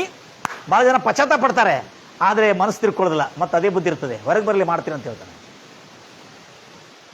ಈತನಲ್ಲಿ ಅಂತದಲ್ಲ, ಈತನಲ್ಲಿ ಮನಸ್ಸು ತಿರುಗುವಿಕೆ, ಕಂಪ್ಲೀಟ್ ಮಾನಸಾಂತರ, ರೂಪಾಂತರ ಉಂಟಾಯ್ತು ಈತನಲ್ಲಿ. ಅದಕ್ಕೆ ನನ್ನ ಪ್ರಿಯ ಸಹೋದರಿ ಸಹೋದರಿ ಬಿಟ್ಟನು, ಇನ್ನು ಮುಂದೆ ಎಂದಿಗೂ ಪಾಪ ಮಾಡೋದಿಲ್ಲ ಎಂಬುದಾಗಿ. ಅದಕ್ಕಾಗಿ ದೇವರು ಅವನ ಮೇಲೆ ಕರುಣೆ ತೋರಿದರು. ಜ್ಞಾನೋಕ್ತಿ 28:13 ಎಷ್ಟು ಚೆನ್ನಾಗಿದೆ ನೋಡ್ರಿ. ಮರೆಯಾಗಿ ಗುಪ್ತವಾಗಿ ಪಾಪ ಮಾಡ್ತಿರೋನು ಯಾವತ್ತೂ ಉದ್ಧಾರ ಆಗೋದಿಲ್ಲ. ಅನೇಕ ಆತ್ಮೀಯರಾದ ನನ್ನ ಪ್ರಿಯ ಸಹೋದರಿ ಸಹೋದರಿ, ಎಷ್ಟೋ ಸಾರಿ ನಾವು ತಿಳ್ಕೊಳ್ತೇವೆ, ನಾವು ಉದ್ಧಾರ ಯಾಕೆ ಆಗ್ತಾ ಇಲ್ಲ, ನಮ್ಗೆ ಯಾಕೆ ಇಂಥ ಒಂದು ಸಂಕಟ ಬರ್ತಾ ಇದ್ರೆ, ದೇವರನ್ನು ನಂಬಿಕೊಂಡು ದೀಕ್ಷಾಸ್ಥಾನ ತೆಗೆದುಕೊಂಡು ಈಗಲೂ ಗುಪ್ತವಾದ ಪಾಪ ಜೀವನವನ್ನು ಮಾಡ್ತಿರುವಾಗ ಅಂಥವನು ಯಾವತ್ತಿಗೂ ಉದ್ಧಾರ ಆಗುವುದಿಲ್ಲ ಎಂಬುದಾಗಿ ಧರ್ಮಶಾಸ್ತ್ರದಲ್ಲಿ ಬರೆಯಲ್ಪಟ್ಟಿದೆ ನನ್ನ ಸಹೋದರಿಯೇ. ಹಾಗಾದ್ರೆ ದೇವರೆಲ್ಲ ನನಗೆ ಕೇಡು ಮಾಡೋದು, ನಾವು ಮಾಡುವ ಅಪರಾಧವು, ನಾವು ಮಾಡುವ ಪಾಪ ದ್ರೋಹಗಳು ನಮ್ಮನ್ನು ಅಟ್ಟಿಸಿ ಹೊಡ್ತಾನೆ ದೇವರಲ್ಲ. ಅದಕ್ಕೆ ಹೇಳ್ತಾನೆ, ಜ್ಞಾನಿಯಾದ ಸೊಲೊಮೋನನು ಮರೆಯಾಗಿ ಪಾಪ ಮಾಡ್ತಿರೋನು ಯಾವತ್ತು ಉದ್ಧಾರ, ರಿಸಲ್ಟ್ ನೋಡಿ ಹೆಂಗಿದೆ, ಅವನು ಯಾವತ್ತು ಉದ್ಧಾರ ಆಗುವುದಿಲ್ಲ. ಆದರೆ ಯಾವನು ತನ್ನ ತಪ್ಪುಗಳನ್ನು, ಯಾವನು ತನ್ನ ಅಪರಾಧಗಳನ್ನು, ತನ್ನ ದ್ರೋಹಗಳನ್ನು ಒಪ್ಪಿಕೊಂಡು ಬಿಟ್ಟು ಬಿಡುತ್ತಾನೆ, ಇದು ಮಾನಸಾಂತರ ಅಂದ್ರೆ. ಯಾವನು ತನ್ನ ಅಪರಾಧಗಳನ್ನು ಒಪ್ಪಿಕೊಂಡು ಬಿಟ್ಟು ಬಿಡ್ತಾನೋ ಅವನು ದೇವರಿಂದ ಕನಿಕರ ಪಡ್ಕೊಳ್ಳೋನೆಂಬುದಾಗಿದೆ. Praise the Lord Jesus. ಅವನು ದೇವರಿಂದ ಕನಿಕರ ಪಡ್ಕೊಳ್ತಾನೆ ಎಂಬುದಾಗಿ ಬರೆಯಲ್ಪಟ್ಟಿದೆ. ನನ್ನ ಪ್ರಿಯ ಸಹೋದರಿ ಸಹೋದರಿ, ಯಾಕೆ ಹೇಳ್ತಾ ಇದ್ದಾರೆ ಈ ಮಾತನ್ನು? ತದನಂತರ ನೆಕ್ಸ್ಟ್ ದೇವರ ಭಯಭಕ್ತಿಯಲ್ಲಿ ನಡೆದುಕೊಳ್ಳುವವನು ಧನ್ಯನು, ಅಂತವನು ಅದೃಷ್ಟವಂತನು, ಅಂತವನ ಜೀವನ ಉದ್ಧಾರವಾಗುತ್ತದೆ, ಅವನು ಧನ್ಯನಾಗಿ ಬಿಡ್ತಾನೆ ಎಂಬುದಾಗಿ ಈ ವಚನದಲ್ಲಿ ಬರೆಯಲ್ಪಟ್ಟಿದೆ. ಮುಂದೆ ಆದರೆ ಯಾವನು ಕಠಿಣ ಹೃದಯ ಮಾಡಿಕೊಂಡು ಅವನ ಲೈಫ್ ಚೇಂಜ್ ಮಾಡ್ಕೊಳ್ಳದೆ, ಅವನು ಭಕ್ತಿಯ ವೇಷ ಧರಿಸಿಕೊಂಡು ಅವನು ಭಕ್ತನಂತೆ ಕಾಣ್ತಾ, ಯಾರಿಗೂ ಗೊತ್ತಾಗ್ತಿಲ್ಲ ನಾನು ಮಾಡ್ತಿರೋಂಥ ಅಪರಾಧ ಪಾಪ ದ್ರೋಹಗಳು ಎಂಬುದಾಗಿ ತಿಳ್ಕೊಂಡಿದ್ರೆ, ಅಪ್ಪ ಅದು ನೀನು ಯಾರನ್ನು ಮೋಸ ಮಾಡ್ತಾ ಇಲ್ಲ, ನಿನ್ನನ್ನು ನೀನೇ ಮೋಸ ಮಾಡಿಕೊಳ್ತೀಯ ಅನ್ನತಕ್ಕಂಥ ಸತ್ಯವನ್ನು ಇವತ್ತು ತಿಳಿದುಕೊಳ್ಳಬೇಕು ನನ್ನ ಪ್ರಿಯ ಸಹೋದರಿ ಸಹೋದರಿ. You are not deceiving somebody, you are not deceiving your father and parents, my dear brothers and sisters. You are deceiving yourself by violating, by breaking the law of life, the law of Bible, killing you yourself, not God is. ದೇವರಲ್ಲ ನಿನ್ನನ್ನು ಹತ ಮಾಡೋದು, ನೀನು ನಿನ್ನ ದ್ರೋಹ ಅಪರಾಧಗಳಿಂದ ನೀನು ಹತವಾಗ್ತಾ ಇದೆ, ನಿನ್ನ ಜೀವನವೆಲ್ಲ ಪತನವಾಗ್ತಾ ಇದೆ ನನ್ನ ಪ್ರಿಯ ಸಹೋದರಿ ಸಹೋದರೇ. ಅದಕ್ಕೆ ಹೇಳ್ತಾರೆ, ದೇವರ ಭಯಭಕ್ತಿ ಉಳ್ಳವನಿಗೆ ಧನ್ಯನಾಗುತ್ತಾನೆ. ಅವನು ಪಾಪಗಳನ್ನು ಬಿಟ್ಟಷ್ಟೇ ಅಷ್ಟೇ ಅಲ್ಲದೆ ಈ ವಿಮಲ್ ಅನ್ನೋನು ತನ್ನ ಜೀವನವನ್ನು ದೇವರಿಗೆ ಸಮರ್ಪಿಸಿ ಅಂದಿನಿಂದ ಸುಳ್ಳು, ಮೋಸ, ವಂಚನೆ ಎಲ್ಲವನ್ನು ಬಿಟ್ಟು ಪ್ರೀತಿ, ಕರುಣೆ, ಕ್ಷಮಿಸುವಂಥ ಮನಸ್ಸು, ಪರಿಶುದ್ಧವಾದಂಥ ಮನಸ್ಸು, ದೇವರಲ್ಲಿ ಭಯಭಕ್ತಿಯುಳ್ಳವನಾಗಿ ದೇವರಿಗೆ ಮಾದರಿಯಾಗಿ ಅನೇಕ ಜನರಿಗೆ ಮಾದರಿಯಾಗಿ ಆತನು ಬದುಕುತ್ತಾ ಇರೋದ್ರಿಂದ ಅನೇಕ ಜನ ಅವನ ಜೀವನ ಶೈಲಿಯನ್ನು ನೋಡಿ, ಅವನ ವರ್ಚಸ್ಸನ್ನು ನೋಡಿ ಆತನ ನಡೆಸ್ತಿರ್ತಕ್ಕಂಥ ಪ್ರಾರ್ಥನಾ ಕೂಟಕ್ಕೆ ಅನೇಕ ಜನರು ಸೇರಿ ಬರ್ತಾ ಇರೋದಕ್ಕೆ ಕಾರಣ ಏನಂದ್ರೆ ಅವನ ವರ್ಚಸ್ಸು ಚೆನ್ನಾಗಿತ್ತು. ಅವನ ವರ್ಚಸ್ಸು ಸಂಪೂರ್ಣವಾಗಿ ಮಾರ್ಪಾಟವಾಯಿತು. ಅವನು ಪರಿಪೂರ್ಣವಾಗಿ ರೂಪಾಂತರಗೊಂಡಿದ್ರು. ಅದರ ನಿಮಿತ್ತ ಬೈಬಲ್ ಹೇಳ್ತಾ ಇದೆ, ಯಾವನು ತನ್ನ ಅಪರಾಧಗಳನ್ನು ಪಾಪಗಳನ್ನು ಒಪ್ಪಿಕೊಂಡು ಬಿಟ್ಟು ಬಿಡುತ್ತಾನೋ ಅವನು ದೇವರಿಂದ ಕನಿಕರವನ್ನು ಪಡಿತಾನೆ. ದೇವರ ಭಯಭಕ್ತಿಯುಳ್ಳವನು ಧನ್ಯನಾಗುವನು, ಆಶೀರ್ವದಿಸಲ್ಪಡುವನು, ಅದೃಷ್ಟವಂತನಾಗುವನು ಎಂಬುದಾಗಿ ಗ್ರಂಥದಲ್ಲಿ ಬರೆಯಲ್ಪಟ್ಟಿರುವ ಪ್ರಕಾರವಾಗಿ ಅವನ ಜೀವನ ದೇವರಿಗೆ ಸಮರ್ಪಿತವಾಗಿ ಪ್ರಾಮಾಣಿಕವಾಗಿರುವುದರಿಂದ ಅವನ ಜೀವನದಲ್ಲಿ ಇಂಥ ಅದ್ಭುತ ಮಾಡಿದನು. ಜನರೆಲ್ಲರೂ ಕೂಡ ಆತನ ಸಭೆಯಲ್ಲಿ ಸೇರಿ ಬರ್ತಾ ಇದ್ರು, ಆತನ ನಡೆಸ್ತಿರ್ತಕ್ಕಂಥ ಚರ್ಚ್ನಲ್ಲಿ. ಅಷ್ಟೇ ಅಲ್ಲದೆ ಅವನಿಗೆ ಗೌರ್ಮೆಂಟ್ ಉದ್ಯೋಗವನ್ನು ದೊರಕುವಂತೆ ಆ ಸೌಭಾಗ್ಯವನ್ನು ನೀಡಿದನಲ್ಲ, ಅದು ಕರ್ತನಾದ ಯೇಸು ಕ್ರಿಸ್ತನ ಕರುಣೆ, ಕೃಪೆ, ಪ್ರೀತಿಯ ಇದಕ್ಕಿಂತ ಇಂಥ ಒಳ್ಳೆ ದೇವರು ಈ ಲೋಕದಲ್ಲಿ ಯಾರಾದರೂ ಇದ್ದಾರಾ? Praise the Lord Jesus.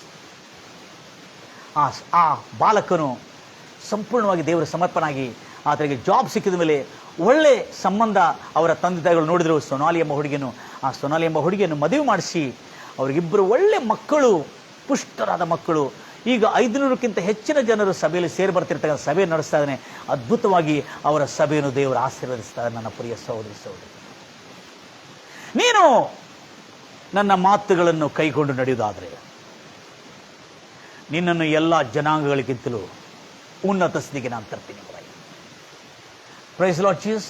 ಗಂಭೀರವಾಗಿ ನೀನು ನನ್ನ ಮಾತುಗಳಿಗೆ ಸರಿಯಾಗಿ ಅನುಸರಿಸಿ ನಡೆಯುವುದಾದರೆ ಎಲ್ಲ ಜನಾಂಗಗಳಿಗಿಂತ ನೀನು ಉನ್ನತ ಸ್ಥಿತಿಗೆ ತರ್ತೀನಿ. ಯಾರ್ಯಾರು ದೇವರ ಮಾತನುಸಾರವಾಗಿ ನಡೆಯದೆ ಭಕ್ತಿಯ ವೇಷ ಧರಿಸಿಕೊಂಡಿದ್ದರ ಪತನ ಏನಾಗ್ತಾ ಇದ್ದಾರೆ, ಅವ್ರು ಯಾವತ್ತೂ ಶುಭವಾಗುದು. ಅದಕ್ಕಾಗಿ ಧರ್ಮೋಪದೇಶಕಾಂಡ 30:28 ಮೊದಲನೇ ವಚನದಲ್ಲಿ ನೋಡ್ತೇವೆ, ನಾನು ಈ ದಿನಗಳು ನಿಮಗೆ ಕಲಿಸಿಕೊಡ್ತಿರ್ತಕ್ಕಂಥ ಬೋಧಿಸ್ತಿರ್ತ ಈ ಆಜ್ಞೆಗಳನ್ನು ನೀವು ಬಹುಶ್ರದ್ಧೆಯಿಂದ ಕೇಳಿ ಅವುಗಳನ್ನು ಅನುಸರಿಸಿ ಅದನ್ನು ಕೈಗೊಂಡು ನಡೆಯುವುದಾದರೆ ನಿಮ್ಮನ್ನು ಜನಾಂಗಗಳಲ್ಲಿ ಉನ್ನತವಾದಂಥ ಸ್ಥಿತಿಗೆ ನಾನು ತರುತ್ತೇನೆ, ನಿಮ್ಮನ್ನು ಉನ್ನತಿಗೆ ನಾನು ತರುತ್ತೇನೆ ಎಂಬುದಾಗಿ ದೇವರು ಹೇಳಿದಂತೆ ಈತನು ದೇವರ ವಾಕ್ಯಾನುಸಾರವಾಗಿ ನಡೆಯುವಂಥ ಒಂದು ದೈವಭಕ್ತನಾದ.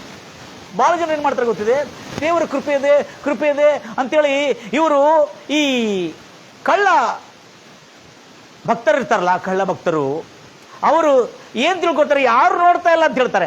ಯಾರು ನೋಡಬೇಕಾಗಿಲ್ಲ, ಅವರ ಜೀವನದಲ್ಲಿ ಬರುತ್ತಿರ್ತ ಫಲಿತಾಂಶಗಳು ಹೇಳ್ತದೆ, ಇವನು ಕದೀಮನು, ಇವನು ಕಳ್ಳನು, ಇವನು ವೇಷಧಾರಿ, ಇವನು ಅದಕ್ಕೆ ಇವನಿಗೆ ಏನು ಶುಭವಾಗ್ತಾ ಇಲ್ಲ ಅಂದ್ರೆ ಇವನು ನಿಜವಾದಂಥ ಮಾರ್ಪಾಟ ಇವನನ್ನೇ ಇಲ್ಲ ಅನ್ನತಕ್ಕಂಥ ಸತ್ಯವು ಜಗತ್ತು ಕಾಣ್ತದೆ.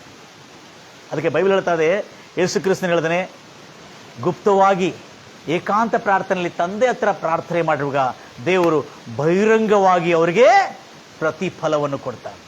Price the Lord Jesus. ಈ ವಿಮಲ್ ಎಂಬ ಹುಡುಗನು ಸಂಪೂರ್ಣವಾಗಿ ದೇವರಿಗೆ ಪ್ರಾಮಾಣಿಕವಾಗಿ ತನ್ನ ಜೀವನವನ್ನು ಸಮರ್ಪಿಸಿ ಪ್ರಾಮಾಣಿಕವಾದಂಥ ಜೀವನವನ್ನು ಪಾಲನೆ ಮಾಡ್ತಾರೆ. ಯಾಕಂದ್ರೆ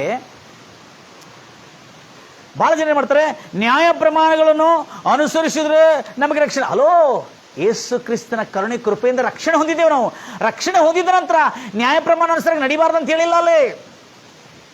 ಬೈಬಲ್ ಕರೆಕ್ಟ್ ಓದಿ ನೋಡ್ರಿ, ಯೇಸು ಕ್ರಿಸ್ತನು ಹೇಳ್ತಾನೆ, I my self followed and kept the law of this Moses, even I did not come to delete or cancel this law ಎಂಬುದಾಗಿ ಹೇಳಿದೆ. ನಾನು ಅದಕ್ಕಾಗಿ ಬಂದಿಲ್ಲ ಎಂಬುದಾಗಿ ಹೇಳಿದ. ಮತ್ತೆ ಸುವಾರ್ತೆ 5ನೇ ಅಧ್ಯಾಯ 17ನೇ ವಚನದಲ್ಲಿ ನಾವು ನೋಡ್ತೇವೆ ಅದ್ಭುತವಾದಂಥ ಮಾತು. ಯೇಸು ಕ್ರಿಸ್ತನು ಹೇಳಿದಾನೆ, ಬಹಳ ಜನ ಮಾಡ್ತಾರೆ, ಕೃಪೆಯಿಂದ ನಾವು ರಕ್ಷಣೆ ಹೊಂದಿದ್ದು. ಹೌದು, ರಕ್ಷಣೆ ಹೊಂದಿದ್ದು ಕೃಪೆ, ಉಚಿತವಾಗಿ. ಅದಕ್ಕೆ ನೀವು ಏನು ಕ್ರಯವನ್ನು ಸಲ್ಲಿಸಿಲ್ಲ, ಆ ಕ್ರಯವು ಯೇಸು ಕ್ರಿಸ್ತನು ಸಿಲುಬೆ ಮೇಲೆ ಸಲ್ಲಿಸಿದ್ದಾನೆ. ಆದರೆ ರಕ್ಷಣೆ ಹೊಂದಿದ ನಂತರ ನಾವು ನೀತಿವಂತರಾಗಿ, ಪ್ರಾಮಾಣಿಕರಾಗಿ ಮತ್ತು ದೈವ ಭಯಭಕ್ತಿ ಉಳ್ಳವರಾಗಿ ಬದುಕಬೇಕಾಗ್ತದೆ. ಕ್ಷಮಿಸುವುದಿಲ್ಲ ಅಂತ ಹೇಳ್ತಾ ಇಲ್ಲ, ನಿಶ್ಚಯವಾಗಿ ನೀನು ಎಷ್ಟು ಸಾರಿ ಆತನ ಹತ್ರ ಬಂದು ಕ್ಷಮೆ ಬಿಡರು ಅಷ್ಟು ಸಾರಿ ಕೂಡ ಕ್ಷಮಿಸುವ ಕರುಣಾಮಯನಾದ ದೇವರಾಗಿದ್ದಾನೆ. ಆದರೆ ನೀನು ಅಷ್ಟು ಸಾರಿ ಯಾಕೆ ಪಾಪ ಮಾಡ್ತೀವಿ? Praise the Lord Jesus. ತೆಗೆದ್ರ ಹೋದ್ರಿ ಬೈಬಲ್ ಯೇಸು ಕ್ರಿಸ್ತನು ಹೇಳ್ತಾನೆ, ನಾನು ಈ ಮೋಸೆ ಧರ್ಮಶಾಸ್ತ್ರ ನ್ಯಾಯ ಪ್ರಮಾಣವನ್ನಾಗಲಿ ಪ್ರವಾದಿಗಳನ್ನ ಪ್ರವಾದನೆಗಳಾಗಲಿ, ಯೇಸು ಹೇಳ್ತಾ ಇದ್ರು ನೋಡಿ, ಅದನ್ನು ರದ್ದು ಮಾಡೋದಕ್ಕೆ ನಾನು ಬಂದಿದ್ದೀನಿ ಎಂಬುದಾಗಿ ನೀವು ನೆನೆಸಬೇಡ್ರಿ. ಹಲೋ, ಹಾಗೆ ನೆನೆಸ್ಕೊಂಡಿದ್ದೀರಾ ನೀವು ನಾನು ಅದನ್ನು ರದ್ದು ಮಾಡಿ ನೀವೆಲ್ಲ ಇಷ್ಟ ಪ್ರಕಾರವಾಗಿ ನಡೀರಿ, ಬೇಕಾಬಿಟ್ಟಿಯಾಗಿ ನಡೀರಿ ಎಂಬುದಾಗಿ ಹೇಳಲಿಕ್ಕೆ ನಾನು ಬಂದಿಲ್ಲ. ನಾನೇ ಈ ನ್ಯಾಯ ಪ್ರಮಾಣವನ್ನು ಪಾಲನೆ ಮಾಡಿದ್ದೇನೆ ಎಂಬುದಾಗಿ ಹೇಳ್ತಾರೆ. ನಾನೇ ಈ ನ್ಯಾಯ ಪ್ರಮಾಣವನ್ನು ನೆರವೇರಿಸಿದ್ರೆ ಎಂಬುದಾಗಿ ಹೇಳಿದ್ದಾನೆ. ಈಗ ಆತನೇ ನೆರವೇರಿಸಿ ನಮಗೆ ಹೇಳ್ತಾ ಇದ್ದಾನೆ, ನೀವು ಕೂಡ ಅದರ ಪ್ರಕಾರವಾಗಿ ನಡೀರಿ ಎಂಬುದಾಗಿ. Price the Lord Jesus. ಮುಂದೆ ಹೋಗ್ತೀರಮ್ಮ. ಆಕಾಶವು ಭೂಮಿ ಗತಿಸಿ ಹೋದರೂ ಎಲ್ಲವೂ ನೆರವೇರದೆ ಹೊರತು ಈ ನ್ಯಾಯ, ಈ ಬೈಬಲ್ ಇಂದ ಒಂದು ಸೊನ್ನೆ ಆದ್ರೂ ಒಂದು ಗುಡಿಸಾದ್ರೂ ಅಳಿದು ಹೋಗುವುದೇ ಇಲ್ಲ ಎಂದು ನಾನು ನಿಮಗೆ ನಿಜ ನಿಜವಾಗಿ ಹೇಳುತ್ತೇನೆ. Price the Lord Jesus. ನನ್ನ ಪ್ರಿಯ ಸಹೋದರಿ ಸಹೋದರಿ, ಎಷ್ಟು ಆಸಕ್ತಿಯಿಂದ ದೇವರ ವಾಕ್ಯವನ್ನು ಕೇಳ್ತಾ ಇದ್ದಾರೆ. ಆಮೇಲೆ ಕೆಳಗೆ ನೋಡ್ರಿ, ಎಷ್ಟಿದೆ ಓದ್ತಿರ ಮಾತನ್ನು. ಮತ್ತೆ ಸುವಾರ್ತೆ, ಆದುದರಿಂದ ಲಕ್ಷ ಕೇಳ್ತೀರಿ, ಯಾವನಾದರೂ ಈ ಚಿಕ್ಕ ಚಿಕ್ಕ ಆಜ್ಞೆಗಳಲ್ಲಿ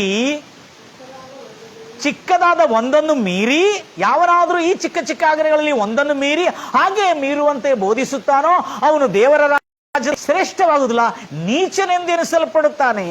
ಅವನು ಹಾಗೆ ಯಾವನಾದರೂ ಈ ಚಿಕ್ಕ ಚಿಕ್ಕ, ಮತ್ತೊಂದು, ಯಾವನಾದರೂ ಈ ಚಿಕ್ಕ ಚಿಕ್ಕ ಆಜ್ಞೆಗಳನ್ನು ತಾನೂ ಹಾಗೆ ಅನುಸರಿಸಿ ಎಂದು ಬೋಧಿಸುತ್ತಾನೋ ಅವನು ದೇವರ ರಾಜ್ಯದಲ್ಲಿ ಶ್ರೇಷ್ಠನು. ಇಂಗ್ಲಿಷ್ನಲ್ಲಿ he will be great in the Kingdom of god ಎಂಬುದಾಗಿ ಹೇಳ್ತಾರೆ. ಹಾಗೆ ದೇವರ ವಾಕ್ಯಾನುಸಾರವಾಗಿ ನಡೆಯುವುದಕ್ಕಾಗಿಯೇ ದೇವರು ನಮ್ಮನ್ನು ಕಲಿಸಿಕೊಟ್ಟಿದ್ದಾನೆ ಹೊರತು ಯೇಸು ಕ್ರಿಸ್ತನ ಕೃಪೆ ಪಾಪ ಮಾಡೋದಕ್ಕಾಗಿ ಆಸ್ಪದ ಅಲ್ಲ. ಯೇಸು ಕ್ರಿಸ್ತನ ಕೃಪೆ ನಾವು ದೇವರ ಆಜ್ಞೆಗಳನುಸಾರವಾಗಿ ನಡಿಲಿಕ್ಕೆ ನಮಗೆ ಬೆಂಬಲ, ಸ್ಫೂರ್ತಿ ಕೊಡ್ತದೆ, ಸಪೋರ್ಟ್ ಮಾಡ್ತದೆ. ಅದೇಗೆಂದ್ರೆ ಯೇಸು ಕ್ರಿಸ್ತನ ಒಂದು ವೇಳೆ ನೀನು ಅಪ್ಪಿತಪ್ಪಿ ಪಾಪ ಮಾಡಿದ್ಯಾ, ಅಯ್ಯೋ ಏಸಯ್ಯ ನನ್ನ ಕ್ಷಮಿಸು ಅಂತ ಕೇಳಿದ್ರೆ ಆ ಕೃಪೆ ನಿನಗೆ ಕ್ಷಮಿಸಿ ಮತ್ತು ಮುಂದೆ ಹೋಗಲು ನಿನಗೆ ಬಲ ನೀಡುತ್ತದೆ ಹೊರತು ಪಾಪ ಮಾಡೋದಲ್ಲ. ಒಂದು ವೇಳೆ ಬೇಕಾಬಿಟ್ಟಿಯಾಗಿ ಇಷ್ಟ ಪ್ರಕಾರವಾಗಿ ಅಥವಾ ಮೈನಲ್ಲಿ ಕೊಬ್ಬಿದ್ದವನಾಗಿ ನೀನು ಪಾಪ ಮಾಡಿದ್ರೆ ಆವಾಗಲೂ ಎಸ್ಸಯ್ಯ ನನ್ನನ್ನು ಕ್ಷಮಿಸಿ ಅಂತ ಹೇಳಿದ್ರೆ ಆ ಕೃಪೆ ನಿನ್ನನ್ನು ಕ್ಷಮಿಸಿ ಈಗ ಮತ್ತು ಮುಂದೆ ಹೋಗು, ಮತ್ತು ಮುಂದೆ ಸಾಗು ಹೊರತು ಹಿಂದೆ ನೋಡಬೇಡ ಎಂಬುದಾಗಿ ಕೃಪೆ ನಿನಗೆ ದೇವರ ರೀತಿಯಲ್ಲಿ ನಡೆಯುವಂತೆ ಸಾಮರ್ಥ್ಯ ಕೊಡ್ತದೆ ಹೊರತು ಆ ಕೃಪೆ ತಿರುಗಿ ಪಾಪ ಮಾಡೋದಕ್ಕಾಗಿ ಆಸ್ಪದ ಅಲ್ಲ. ಎಲ್ಲಿದೆ ಬೈಬಲ್ 2ನೇ ಅಧ್ಯಾಯ, ಬಹಳ ಜಾಗ್ರತೆ. Grace and goodness of God, see grace and goodness of God is not to commit the sin my dear brother sister, it is for the repentance. ನೀನು ಮಾನಸಾಂತರ ಹೊಂದಬೇಕಂತೇಳಿ ಆ ಕೃಪೆ ಇದೆ. ರೋಮಾಪುರದವರ ಬರೆದ ಪತ್ರಿಕೆ 2ನೇ ಅಧ್ಯಾಯ, ಈಗ ವಚನದಲ್ಲಿ ನೋಡ್ತಾ ಇದ್ದೇವೆ ನಾವು. ರೋಮಾಪುರದವರ ಬರೆದ ಪತ್ರಿಕೆ 2ನೇ ಅಧ್ಯಾಯ, ಇಲ್ಲವೇ 2ನೇ ಅಧ್ಯಾಯದಲ್ಲಿ ಎಷ್ಟನೇ ವಚನಮ್ಮ? 4ನೇ ವಚನ ಓದ್ರಿ. ಇಲ್ಲವೇ ದೇವರ ದಯೆಯು ಕೃಪೆಯು ನಿನಗೆ ಮಾನಸಾಂತರಕ್ಕೆ ನಡೆಸುತ್ತದೆ ಎಂದು ನೀನು ತಿಳಿಯದೆ ಆತನ ಅಪಾರವಾದ ದಯೆ, ಸಹನೆ, ದೀರ್ಘ ಶಾಂತಿ ಇವುಗಳನ್ನು ನೀನು ಅಸಡ್ಡ, ನಿರ್ಲಕ್ಷ್ಯ, ಕೇರ್ಲೆಸ್ ಮಾಡುತ್ತೀಯೋ. ಹೀಗೆ ನಿನ್ನ ಕಠಿಣತ್ವ, ನಿನ್ನ ಹೃದಯ ಕಠಿಣತ್ವ ಮತ್ತು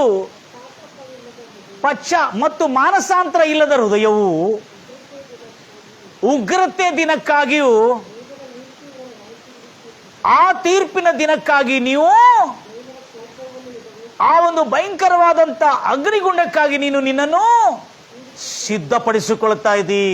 ಅಗ್ನಿಗುಂಡಕ್ಕಷ್ಟೇ ಅಲ್ಲದೆ ಬದುಕುತ್ತಿರುವ ಜೀವನವೆಲ್ಲ ನರಕವನ್ನು ಮಾಡೋದಕ್ಕೊಳಗೆ ನೀನು ಸಿದ್ಧಪಡಿಸ್ಕೊಳ್ತಾ ಇದ್ದೀ. ದೇವರ ಕೃಪೆ, ದಯೆ, ದೀರ್ಘ ಶಾಂತಿ ಪಾಪ ಮಾಡೋದಕ್ಕೆ ಆಸ್ಪದ ಅಲ್ಲ, ಅದು ಮಾನಸಾಂತರಕ್ಕಾಗಿ ಕೊಡಲಾಗಿದೆ. ನನ್ನ ಪ್ರಿಯ ಸಹೋದರ, ಹಲ್ಲೆಲೂಯಾ. ಎಷ್ಟು ಆಸಕ್ತಿಯಿಂದ ಕೇಳ್ತಾ ಇದ್ದಾರೆ ನನ್ನ ಪ್ರಿಯ ಸಹೋದರಿ ಸಹೋದರರೇ. ಖಂಡಿತವಾಗಿ ಈಗ ಕೇಳಿರುವಾಗ ನಾವು ನಡೆಯೋದಕ್ಕಾಗಿ ದೇವರು ನಮ್ಮನ್ನು ಈ ಒಂದು ಸ್ಥಿತಿಗೆ, ಈ ಒಂದು ರಕ್ಷಣೆ, ಉಚಿತವಾಗಿ ನಮಗೆ ರಕ್ಷಣೆ ಸಿಕ್ಕಿದೆ ಹೊರತು ಅದಕ್ಕಾಗಿ ಒಬ್ಬನು ಓರ್ವ ವ್ಯಕ್ತಿ ಕ್ರಯವನ್ನು ಸಲ್ಲಿಸಿದ್ದಾರೆ. ಅದಕ್ಕೆ ನಾವು ಖರ್ಚು ಮಾಡಿಲ್ಲ.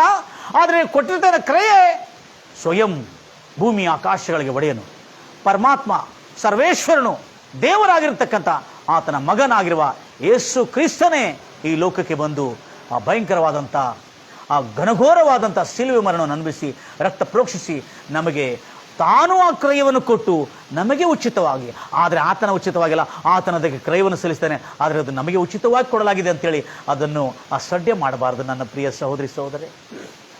ಈಗ ಆಜ್ಞೆಗಳಿಲ್ಲದ್ರೆ ನಡೀತದೆ. ಈ it is now it is a grace days. Oh my dear brother, I know that your grace days. ಈಗ ಆಜ್ಞೆಗಳಿಲ್ಲದೆ ನಡೀತದೆ, ಯಾಕಂದ್ರೆ ಈಗ ಬಹಳ ಕೃಪಾಕಾಲವಾಗಿದೆ. ಅದೇ ಹಲೋ ಕೇಳಿಸ್ಕೊಳ್ರಿ, ಆಜ್ಞೆಗಳಿಂದ ನಡ್ಕೊಳ್ಳೇಬೇಕು. ಯಾಕಂದ್ರೆ ಅದು ನಡ್ಕೊಳ್ಳಿಕ್ಕೆ ಆಗಿಲ್ಲ ಅಂತೇಳಿ ನಮಗೆ ಯೇಸು ಕ್ರಿಸ್ತನ ರಕ್ತದಿಂದ ಶುದ್ಧೀಕರಿಸಿ ಹೇಳ್ತಾ ಇದ್ದಾನೆ, ನಾನು ಪವಿತ್ರನಾಗಿದ್ದೇನೆ, ನೀವು ಪವಿತ್ರರಾಗಿರಿ ಎಂಬುದು ಅಲ್ಲ. ನಾನು ಪವಿತ್ರನಾಗಿದ್ದೇನೆ, ನಿಮ್ಮನ್ನು ರಕ್ತದಿಂದ ಪರಿಶುದ್ಧಪಡಿಸಿದ್ದೇನೆ, ನೀವು ಕೂಡ ಪವಿತ್ರರಾಗಿರಬೇಕು. ಅಂದ್ರೆ ಅರ್ಥ ಏನು? ಪವಿತ್ರ ಪಡಿಸಿಕೊಳ್ಳಿಕ್ಕೆ ಆಗುದಿಲ್ಲ, ಆದರೆ ಯೇಸು ನಮ್ಮನ್ನು ಪವಿತ್ರ ಪಡಿಸೋದಕ್ಕಾಗಿ ತನ್ನ ಕ್ರಯವನ್ನು ಸಲ್ಲಿಸಿ ಶಿಲುಬೆ ಮೇಲೆ ರಕ್ತವನ್ನು ಸುರಿಸಿ ನಮ್ಮನ್ನು ಪವಿತ್ರ ಪಡಿಸಿದ್ದಾನೆ. ಆದರೆ ಪವಿತ್ರವಾಗಿ ಇರ್ಲಿಕ್ಕಾದ್ರೆ ಆಗಬೇಕಲ್ಲ ನಮಗೆ. ಅದಕ್ಕೆ ಹೇಳಿದ್ರೆ, ನಾನು ಪರಿಶುದ್ಧನಾಗಿದ್ದೇನೆ, ನೀವು ಪರಿಶುದ್ಧರಾಗಿರಬೇಕು. ನಾನು ಈ ಮೋಸೆ ಧರ್ಮಶಾಸ್ತ್ರದಲ್ಲಿ ಬರಲ್ಪಟ್ಟ ಪ್ರವಾದನೆಗಳಾಗಲಿ, ಆಜ್ಞೆಗಳಾಗಲಿ, ಧರ್ಮಶಾಸ್ತ್ರವಾಗಲಿ ರದ್ದು ಮಾಡಲಿಕ್ಕೆ ಬಂದಿಲ್ಲ, ಅದನ್ನು ಪಾಲನೆ ಮಾಡಲಿಕ್ಕೆ, ಅದನ್ನು ನೆರವೇರಿಸೋದಕ್ಕಾಗಿ ಬಂದಿದೆ ಎಂಬುದಾಗಿ ನೇರವಾಗಿ ಹೇಳಿದ್ದಾನೆ. ಮತ್ತೆ ಸುವಾರ್ತೆ 5ನೇ ಅಧ್ಯಾಯ 17 ಡಿಸ್ಕ್ರಿಪ್ಷನ್ ಅಲ್ಲಿ ಎಲ್ಲ ಬರ್ತದೆ. ಈಗ ಮನುಷ್ಯನು ಬದುಕುವುದು ಹೇಗೆ? ದೇವರ ಬಾಯಿಂದ ಬರ್ತಕ್ಕಂಥ ಪ್ರತಿಯೊಂದು ಮಾತಿಂದಲೇ ಎಂಬುದಾಗಿ. ಹೌದಾ? ದೇವರ ಬಾಯಿಂದ ಬರ್ತಕ್ಕಂಥ ಪ್ರತಿಯೊಂದು ಮಾತಿನಿಂದಲೇ ಎಂಬುದಾಗಿ, ಪ್ರತಿಯೊಂದು ವಾಕ್ಯದಿಂದಲೇ ಮನುಷ್ಯನು ಬದುಕುತ್ತಾ ಇದ್ದಾನೆ ಎಂಬುದಾಗಿ ನಾವು ಕೇಳಿದ್ದೀವಿ. ಹೇಗೆ ಅದು? ದೇವರ ಬಾಯಿಂದ ಬಂದಿರ್ತಕ್ಕಂಥ ಮಾತು ಏನದು? ಅದು ನ್ಯಾಯ ಪ್ರಮಾಣ, ಅದು ಮೌಲ್ಯಗಳು, ಅದು ಕಟ್ಟಳೆಗಳು, ಅದು ಆಜ್ಞೆಗಳು. Praise the Lord Jesus. ಬರೋಣ ವಚನಕ್ಕೆ. ಯಾಕಂದ್ರೆ ನಂಬಿಕೆ ಓಕೆ, ಫೇತ್ ಇಸ್, ನಂಬಿದ್ರೆ ಸಾಕ್ರಿ. ನಮ್ಮ ಕ್ಷಮೆಪಣೆ ಸಿಕ್ಕಿದ್ದು ನಂಬಿಕೆ ಅಂದ್ರೆ, ಪರಿಶುದ್ಧತೆ ಸಿಕ್ಕಿದ್ದು ನಂಬಿಕೆ ಅಂದ್ರೆ, ಅದಕ್ಕಾಗಿ ಯೇಸು ಕ್ರಿಸ್ತನು ಕ್ರಯವನ್ನು ಸಲ್ಲಿಸಿದ್ದಾನೆ. ಆದರೆ ನೀನು ಭೂಲೋಕದಲ್ಲಿ ಸುಖವಾಗಿ ಬದುಕಬೇಕಾದ್ರೆ ನ್ಯಾಯ ಪ್ರಮಾಣವನ್ನು ಅನುಸರಿಸಲೇಬೇಕು. ಗಲಾತ್ಯರಿಗೆ ಬರೆದ ಪತ್ರಿಕೆ 3ನೇ ಅಧ್ಯಾಯ, ಗಲಾತ್ಯರಿಗೆ ಬರೆದ ಪತ್ರಿಕೆ 3ನೇ ಅಧ್ಯಾಯ. ಯಾಕಂದರೆ ಆ ವಿಮಲ್ ಎಂಬ ಹುಡುಗನು ತನ್ನ ಜೀವನ ಸಾಕ್ಷಿಯನ್ನು ಸಂಪೂರ್ಣವಾಗಿ ನಿಜವಾದ ಮಾರ್ಪಾಟವಾಗಿ ತನ್ನ ಜೀವನ ವರ್ಚಸ್ಸನ್ನು ದೇವರಿಗೆ ಭಯಭಕ್ತಿಯಿರುವುದರಿಂದ ಅವನ ಸಾಕ್ಷಿಯನ್ನು ನೋಡಿ ಜನರು ಮಾನಸಾಂತರ ಹೊಂದಿ ಆತನ ಚರ್ಚಿಗೆ ಅಷ್ಟು ಜನರು ಹೋದರು. ಈಗಲೂ ರೈಲ್ವೆ ಡಿಪಾರ್ಟ್ಮೆಂಟ್ ಕೆಲಸ ಮಾಡ್ತಾ ದೇವರು ಮಹಿಮೆಪಡಿಸ್ತಾನೆ. ರಾಯ್ಪುರ್ ಛತ್ತೀಸ್ಗಢ್ನಲ್ಲಿ ಸಮೀಪದಲ್ಲಿರ್ತಕ್ಕಂಥ ಒಂದು ಊರಿನಲ್ಲಿ ಆತನ ಸೇವೆ ಸಲ್ಲಿಸ್ತಾನೆ.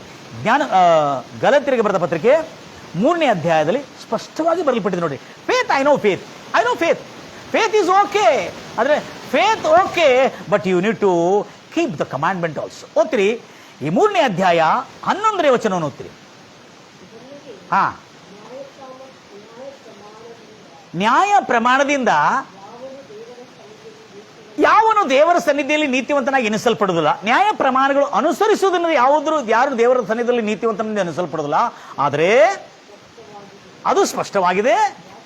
ಕಾರಣ ಏನಂದ್ರೆ, ನೀತಿವಂತನು ನಂಬಿಕೆಯಿಂದಲೇ ಬದುಕುವನು ಎಂಬುದು ಈಗ ಅರ್ಥ ಆಯ್ತಾ? ನ್ಯಾಯ ಪ್ರಮಾಣಕ್ಕೆ ನಂಬಿಕೆ ಆಧಾರವಲ್ಲ. ಅಂದ್ರೆ ಅರ್ಥ ಏನು? ನ್ಯಾಯ ಪ್ರಮಾಣಕ್ಕೆ ನಂಬಿಕೆ ಅಂದ್ರೆ ನೀನು ಯೇಸು ಕ್ರಿಸ್ತ ರಕ್ತದಿಂದ ತೊಳೆಯಲ್ಪಡ್ತಿ, ನಾನು ಪರಿಶುದ್ಧರಾಗ್ತೀನಿ ಅಂದ್ರೆ ಅದಕ್ಕೆ ನಂಬಿಕೆ ಆಧಾರ ಇದೆ. Okay, you are sanctified by the grace and the blood of Jesus Christ. ಆದ್ರೆ ಈ ನಂಬಿಕೆ ನಿನ್ನನ್ನು ಶುದ್ಧಿ ಮಾಡಿದೆ. ಆದರೆ ಶುದ್ಧಿ ಮಾಡಿದೆ ಯಾಕಂದ್ರೆ ಈ ನ್ಯಾಯ ಪ್ರಮಾಣವಾಗಿ ನಡೆದು ನೀನು ಬದುಕಬೇಕಂದ್ರೆ. ಅದಕ್ಕೆ ನ್ಯಾಯ ಪ್ರಮಾಣಕ್ಕೆ ನಂಬಿಕೆ ಆಧಾರವಲ್ಲ, ಆದರೆ ಇದರ ಕ್ರಿಯೆಗಳು, ಈ ನ್ಯಾಯ ಪ್ರಮಾಣಗಳನ್ನು ಅನುಸರಿಸುವನು ಅವುಗಳ ಮೂಲಕ ಬದುಕುವನು. ಅಂದ್ರೆ ಅವುಗಳ ಮೂಲಕ ಜೀವಿಸುವನು, ಅವುಗಳ ಮೂಲಕವಾಗಿ ಸುಕ್ಷೇಮವಾದಂಥ, ಸಮೃದ್ಧಿಕರವಾದಂಥ, ಆನಂದ ಹರ್ಷಕರವಾದಂಥ ಜೀವನವನ್ನು ಬಾಳುತ್ತಾನೆ, ಬದುಕುತ್ತಾನೆ ಎಂಬ ಅರ್ಥ ಆಗುತ್ತೆ. ಅದಕ್ಕೆ ಯೇಸು ಕ್ರಿಸ್ತರು ನೇರವಾಗಿ ಹೇಳಿದ್ರೆ, ಮನುಷ್ಯನು ರೊಟ್ಟಿ ಮಾತ್ರದಿಂದಲ್ಲ ಬದುಕೋದು, ದೇವರ ಬಾಯಿಂದ ಹೊರಡತಕ್ಕಂಥ ಪ್ರತಿಯೊಂದು ಮಾತಿನ. ಈಗಲೇ ನಾವು ಕೀರ್ತನೆಯಲ್ಲಿ ಕೂಡ ಓದಿದ್ದೇವೆ. 119ನೇ ಕೀರ್ತನೆ 72ನೇ ವಚನದಲ್ಲಿ, ಕರ್ತನೇ ನಿನ್ನ ಬಾಯಿಂದ ಉಸಿರಾಡಿರುವ ಆ ನ್ಯಾಯ ಪ್ರಮಾಣಗಳು ನನಗೆ, ಅದು ಜೇನಿನ ಕಾಡಿನಲ್ಲಿ ಬಂಡೆಯ ಜೇನಕ್ಕಿಂತಲೂ ಸಿಹಿಯಾಗಿದೆ, ನನ್ನ ಜೀವನವನ್ನು ಸಿಹಿಯಾದ ಜೀವನ ಮಾಡಿಬಿಟ್ಟಿದೆ. Praise the Lord Jesus. ನಿನ್ನ ಜೀವನ ಸಿಹಿ ಆಗಬೇಕಾ? Take sweet, talk sweet and be sweet ಅಂದ್ಕೊಳ್ಳೆ ಸಿಹಿ ಆಗುವುದಿಲ್ಲ. ಹಲ್ಲೆಲೂಯಾ. ನಿನ್ನ ಜೀವನದಲ್ಲಿ, ಹೌದು ನನಗೆ ಗೊತ್ತಿದೆ, ನಿಮ್ಮ ಆಸಕ್ತಿ ಅನೇಕ ಜನರ ಜೀವನದಲ್ಲಿ ಅದ್ಭುತಗಳು, ಸೂಚಕ್ರಿಯೆಗಳು ಮಾಡಲಿ ಬೆಳಗ್ಗೆ. ಇದೇ ರೀತಿಯಿಂದ ನನ್ನ ಪ್ರಿಯ ಸಹೋದರಿ ಸಹೋದರೇ, ಎಷ್ಟು ಚೆನ್ನಾಗಿದೆ ನೋಡ್ರಿ. ಯಾರು ನ್ಯಾಯ ಪ್ರಮಾಣವನ್ನು ಅನುಸರಿಸುವುದರಿಂದ ನೀತಿವಂತರಾಗಿ ಎನಿಸಲ್ಪಡೋದು, ಇದನ್ನು ಅಪಾರ್ಥ ಮಾಡಿಕೊಂಡಿದ್ದೆ ನಾವು. We misunderstood my dear brothers and sisters. ಇದರಿಂದ ಈಗ ನ್ಯಾಯ ಪ್ರಮಾಣವನ್ನು ಅನುಸರಿಸೋದೇ ಬೇಕಲ್ಲ, ದೇವರ ಕೃಪೆಯಿಂದ ನಾವು ಪರಿಶುದ್ಧ. Of course we are sanctified by the blood of Jesus Christ, by the grace of Jesus Christ, by the love and mercy and kindness of Jesus Christ. But Bible says, do not despise the kindness and the mercy and the long suffering of the God, because it has given for your repentance, not to commit the sin. Grace is to keep the law, not to break the law. ದೇವರು ಕೊಟ್ಟಿರೋ ಕೃಪೆ ನ್ಯಾಯ ಪ್ರಮಾಣವನುಸಾರವಾಗಿ ನಡೀಬೇಕೆಂಬುದಾಗಿ ಹೊರತು ಅದನ್ನು ಮೀರಬೇಕಂತಲ್ಲ. ಅದಕ್ಕೆ ಗಲಾತ್ಯರಿಗೆ ಬರೆದ ಪತ್ರಿಕೆಯಲ್ಲಿ ಇಷ್ಟು ಸುಂದರವಾಗಿ ಬರೆಯಲ್ಪಟ್ಟಿದೆ. ನೀನು ನೀತಿವಂತನಾಗಿ ನಿರ್ಣಯಿಸಲ್ಪಟ್ಟಿದ್ದು ನಿನ್ನ ನೀತಿಯಿಂದಲ್ಲ, ಯೇಸು ಕ್ರಿಸ್ತನ ಅಮೂಲ್ಯವಾದಂಥ ಸಿಲುವೆ, ಶ್ರಮೆ, ಘನಘೋರವಾದಂಥ ಹಿಂಸೆ, ರಕ್ತ ಪ್ರೋಕ್ಷಣೆಯಿಂದ ನಮಗೆ ರಕ್ಷಣೆ, ಪರಿಶುದ್ಧತೆ ಸಿಕ್ಕಿದೆ. ಆದರೆ ಹೇಳ್ತಾನೆ, ಇದಕ್ಕೆ ನಂಬಿಕೆ ಆಧಾರ ಇದೆ. ಅದಕ್ಕೆ ನಿನ್ನ ಪರಿಶುದ್ಧತೆಗೆ ನಂಬಿಕೆ ಆಧಾರ ಇದೆ. ಆದರೆ ನೀನು ಬದುಕಬೇಕಾದ್ರೆ ಈ ನ್ಯಾಯ ಪ್ರಮಾಣಾನುಸಾರವಾಗಿ ಬದುಕಲೇಬೇಕು. ನನ್ನ ಪ್ರಿಯ ಸಹೋದರಿ ಸಹೋದರೇ, ಖಂಡಿತವಾಗಿ ಮತ್ತೊಂದು ಆವರ್ತಿ ಹೋಗ್ತಿರಮ್ಮ. ನೆಕ್ಸ್ಟ್ ಹೋದ್ರಿ. ಅದು ಇದಲ್ಲದೆ ನ್ಯಾಯ ಪ್ರಮಾಣದಿಂದ ಯಾವನು ದೇವರ ಸನ್ನಿಧಾನದಲ್ಲಿ ನೀತಿವಂತನಾಗಿ ಎನಿಸಲ್ಪಡುವುದಿಲ್ಲ. ಈ ಬೈಬಲ್ ಅನ್ನು ಅನುಸರಿಸುವುದರ ಮೂಲಕವಾಗಲ್ಲ, ಬೈಬಲ್ ಅನುಸರಿಸಲಿಕ್ಕೆ ಮುಂಚೆ ಯೇಸು ಕ್ರಿಸ್ತ ರಕ್ತ ಪ್ರೋಕ್ಷಣೆಯಿಂದ ನಾವು ನೀತಿವಂತರಾಗಿ ಎನಿಸಲ್ಪಡ್ತೇವೆ. ಯಾಕಂದ್ರೆ ನೀತಿವಂತಲು ನಂಬಿಕೆಯಿಂದಲೇ ಬದುಕೋನು ಎಂದು ಬರೆದಿದೆಯಲ್ಲ. ನ್ಯಾಯ ಪ್ರಮಾಣಕ್ಕೆ ನಂಬಿಕೆ ಆಧಾರವಲ್ಲ, ಆದರೆ ಆ ನ್ಯಾಯ ಪ್ರಮಾಣ ಪ್ರಕಾರವಾಗಿ ನಡೆಯೋನು ಅವುಗಳ ಮೂಲಕ ಬಾಳುತ್ತಾನೆ, ಬದುಕುತ್ತಾನೆ, ಯಶಸ್ವಿಯುಳ್ಳ ಜೀವನ ಮಾಡ್ತಾನೆ, ಸಮೃದ್ಧಿ, ಸುಖ, ಶಾಂತಿ ಉಳ್ಳ ಜೀವನ ಮಾಡ್ತಾನೆ. ಅದಕ್ಕೆ ಹೇಳಲಾಗಿದೆ ಕೀರ್ತನೆ 119, 71, 72ರಲ್ಲಿ ಪ್ರೈಸ್ ಲಾರ್ಡ್ ಜೀಸಸ್, ಮತ್ತು ಜ್ಞಾನೋಕ್ತಿ 28, 13ರಲ್ಲಿ ಕೂಡ ಹೇಳಲಾಗಿದೆ ಅಂತ ಹೇಳಿಕೊಂಡು, ದೇವರಿಗೆ ಭಯಪಟ್ಟು ನಡೆಯುವನು ಧನ್ಯನಾಗುವನು. ಆ ಧನ್ಯತೆಯ ಸುಖ ಅವನಿಗೆ ಸಿಗ್ತದೆ. ಅದಕ್ಕಾಗಿ ಮುಂದೆ ಇನ್ನದೇ ಹೋದ್ರಿ. ಕ್ರಿಸ್ತನು ನಮ್ಮ ನಿಮಿತ್ತ ಶಾಪವಾಗಿ ಮಾಡಲ್ಪಟ್ಟು ನಮ್ಮ ಪಾಪದ ನಿಮಿತ್ತ ಆತನು ಶಾಪಗ್ರಸ್ತನಾದನು. ನ್ಯಾಯ ಪ್ರಮಾಣದ ಶಾಪದೊಳಗಿಂದ ನಮ್ಮನ್ನು ಬಿಡಿಸಿದ್ದಾನೆ. ಕಾರಣ ಏನಂದ್ರೆ, ಮರಕ್ಕೆ ತೂಕ ಹಾಕಲ್ಪಟ್ಟವನು ಶಾಪಗ್ರಸ್ತನೆಂಬುದಾಗಿ ಧರ್ಮಶಾಸ್ತ್ರದಲ್ಲಿ ಬರೆಯಲ್ಪಟ್ಟಿದೆಯಲ್ಲ. ಅಬ್ರಾಹ್ಮನಿಗೆ ಉಂಟಾದ ಎಲ್ಲ ಆಶೀರ್ವಾದಗಳಿಗೆ ನೀವು ಕ್ರಿಸ್ತ ಯೇಸುವಿನ ಮೂಲಕವಾಗಿ ಅನ್ಯ ಜನರಾದ ನಮಗೆ ಉಂಟಾಗುವಂತೆ ದೇವರು ವಾಗ್ದಾನ ಮಾಡಿರುವ ಆತ್ಮನು ನಮಗೆ ನಂಬಿಕೆ ಮೂಲಕವಾಗಿ ದೊರಕಿದೆ. ನನ್ನ ಪ್ರಿಯ ಸಹೋದರಿ ಸಹೋದರಿ, ಕ್ರಿಸ್ತೇಸುವಿನ ಸಿಲುವೆ ಮರಣದ ಮೂಲಕವಾಗಿ ನಮ್ಮ ಶಾಪಗಳು, ನಮ್ಮ ಪಾಪಗಳು, ದ್ರೋಹಗಳೆಲ್ಲ ಆತನ ಹೊತ್ತುಕೊಡೋದ್ರಿಂದ ಅಬ್ರಾಹ್ಮನ ಆಶೀರ್ವಾದಕ್ಕೆ, ಅಬ್ರಾಹ್ಮನ ಜೀವನದಲ್ಲಿ ಏನೇನು ಆಶೀರ್ವಾದಗಳಿದೆ, ಏನೇನು ಜಯಗಳಿದೆ, ಎಲ್ಲ ಆರ್ಥಿಕ ಆಶೀರ್ವಾದ, ಭೌತಿಕ ಆಶೀರ್ವಾದ ಮತ್ತು ಆಧ್ಯಾತ್ಮಿಕ ಆಶೀರ್ವಾದ, ಎಲ್ಲ ಆಶೀರ್ವಾದಗಳು ಹೇಗೆ ಪಡ್ಕೊಂಡು ಅಭಿವೃದ್ಧಿ ಒಂದು ದೊಡ್ಡ ರಾಷ್ಟ್ರವಾಗಿ ನಿಂತನಲ್ಲ, ಅಂತ ಬ್ರಾಹ್ಮಣ ಆಶೀರ್ವಾದಕ್ಕೆ ನಾವು ಕೂಡ ಬಾಧ್ಯರಾಗಿದ್ದೇವೆ. ಆ ಬಾಧ್ಯತೆ ವಿಮಲ್ ಎಂಬ ಈ ಒಂದು ಯುವಕನ ಜೀವನದಲ್ಲಿ ನಡೆದಿದೆ. ಅದಕ್ಕಾಗಿ ನನ್ನ ಪ್ರಿಯ ಸಹೋದರಿ ಸಹೋದರೇ, ದೇವರ ವಾಕ್ಯವನ್ನು, ದೇವರ ಕರುಣೆಯನ್ನು, ದೇವರ ಪ್ರೀತಿಯನ್ನು ಎಷ್ಟು ಮಾತ್ರಕ್ಕೂ ಅಸಡ್ಡೆ, ನಿರ್ಲಕ್ಷ್ಯ, ಕೇರ್ಲೆಸ್ ಮಾಡಬಾರ್ದು. ಆ ಒಂದು ಕರುಣೆಯ ಪ್ರೀತಿ ವಾತ್ಸಲ್ಯ, ಯಾಕಂದರೆ ನಾವು ಇನ್ನೂ ಮಾನಸಾಂತರ ಪಡ್ಕೊಂಡು ಸುಧಾರಿಸ್ಕೊಳ್ಬೇಕಂತ ಹೊರತು ನಾವು ಹಾಳಾಗಬೇಕಂತಿಲ್ಲಲ್ಲ, ಪಾಪ ಮಾಡೋದಕ್ಕಾಗಲ್ಲ. ಅದು ನಾವು ದೇವರ ವಾಕ್ಯಾನುಸಾರ ನಡೆಯೋದಕ್ಕಾಗಿ ದೇವರ ಕೃಪೆ, ಯೇಸು ಕ್ರಿಸ್ತ ರಕ್ತ ನಮಗಿದೆ. ಅದಕ್ಕಾಗಿ ನಾವು ದೇವರ ವಾಕ್ಯಾನುಸಾರ ನಡೀಲೇಬೇಕೆಂಬುದಾಗಿ ಇನ್ನು ಮುಂದೆ ನಿಮ್ಮ ಜೀವನದಲ್ಲಿ ಸುಖ, ಶಾಂತಿ, ಆನಂದ, ಹರ್ಷ ಬರಲಿ ಎಂಬುದಾಗಿ ಹಾರಿಸ್ತಾ ಒಂದು ಪ್ರಾರ್ಥನೆ ಮಾಡಿಕೊಳ್ಳೋಣ. ಅನೇಕ ಜನರು ಈ ಸಂದೇಶವನ್ನು ಕೇಳಿ ಇನ್ನು ಮುಂದೆ ವಿಮಲ್ನಂತೆ, ಅಬ್ರಾಹ್ಮನಂತೆ, ಯಾಕೋಬನಂತೆ, ಇಸಾಕನಂತೆ ನಿಮ್ಮ ಜೀವನ ಉದ್ಧರಿಸಲ್ಪಡಲಿ ಎಂಬುದಾಗಿ ಶುಭ ಕೋರುತ್ತಾ ಪ್ರಾರ್ಥನೆ ಮಾಡೋಣ. ನನ್ನ ಜೊತೆಲಿ ಏಕೀಭವಿಸಿರುವ ನನ್ನ ಪ್ರಿಯ ಸಹೋದರಿ ಸಹೋದರಷ್ಟು ಆಸಕ್ತಿಯಿಂದ ದೇವರ ವಾಕ್ಯವನ್ನು ಕೇಳ್ತಾ ಇದ್ದಾರೆ. ವಿದ್ಯುತ್ ಶಕ್ತಿ ಮಧ್ಯದಲ್ಲಿ ಕಳೆದು ಹೋದರೂ ಕೂಡ ಕರ್ತನೇ ರಾಜ, ಅವರು ಅಕ್ಕಪಕ್ಕಗೆ ತಿರುಗದೆ ಎಷ್ಟೋ ಶ್ರದ್ಧೆಯಿಂದ ದೇವರ ವಾಕ್ಯವನ್ನು ಕೇಳ್ತಾರೆ. ಏಸಯ್ಯ ಪ್ರತಿಯೊಬ್ಬರ ಜೀವನದಲ್ಲಿ ಇವತ್ತು ಅದ್ಭುತಗಳು, ಸೂಚಕಗಳು, ಮಹತ್ವ ಕಾರ್ಯ ಮಾಡಿದ್ದಾರೆ. ಯಾರ್ಯಾರು ಅನಾರೋಗ್ಯದಲ್ಲಿ ಕಾಯ್ತಾ ಇದ್ದಾರೆ, ಯಾರ್ಯಾರು ಅನಾರೋಗ್ಯದಲ್ಲಿ ಕರ್ತನೇ ರಾಜ ಬಳಲುತ್ತಾ ಇದ್ದಾರೆ ಕರ್ತನೆ, ಅವರೆಲ್ಲರ ಕರ್ತನೆ ಇವತ್ತು ಯೇಸು ಕ್ರಿಸ್ತು ನಾಮದಲ್ಲಿ ಅವರೆಲ್ಲರಿಗೆ ಸ್ವಸ್ಥತೆ ಉಂಟಾಗಲಿ ಎಂಬುದಾಗಿ ನಾನು ಹಾರೈಸುತ್ತೇನೆ.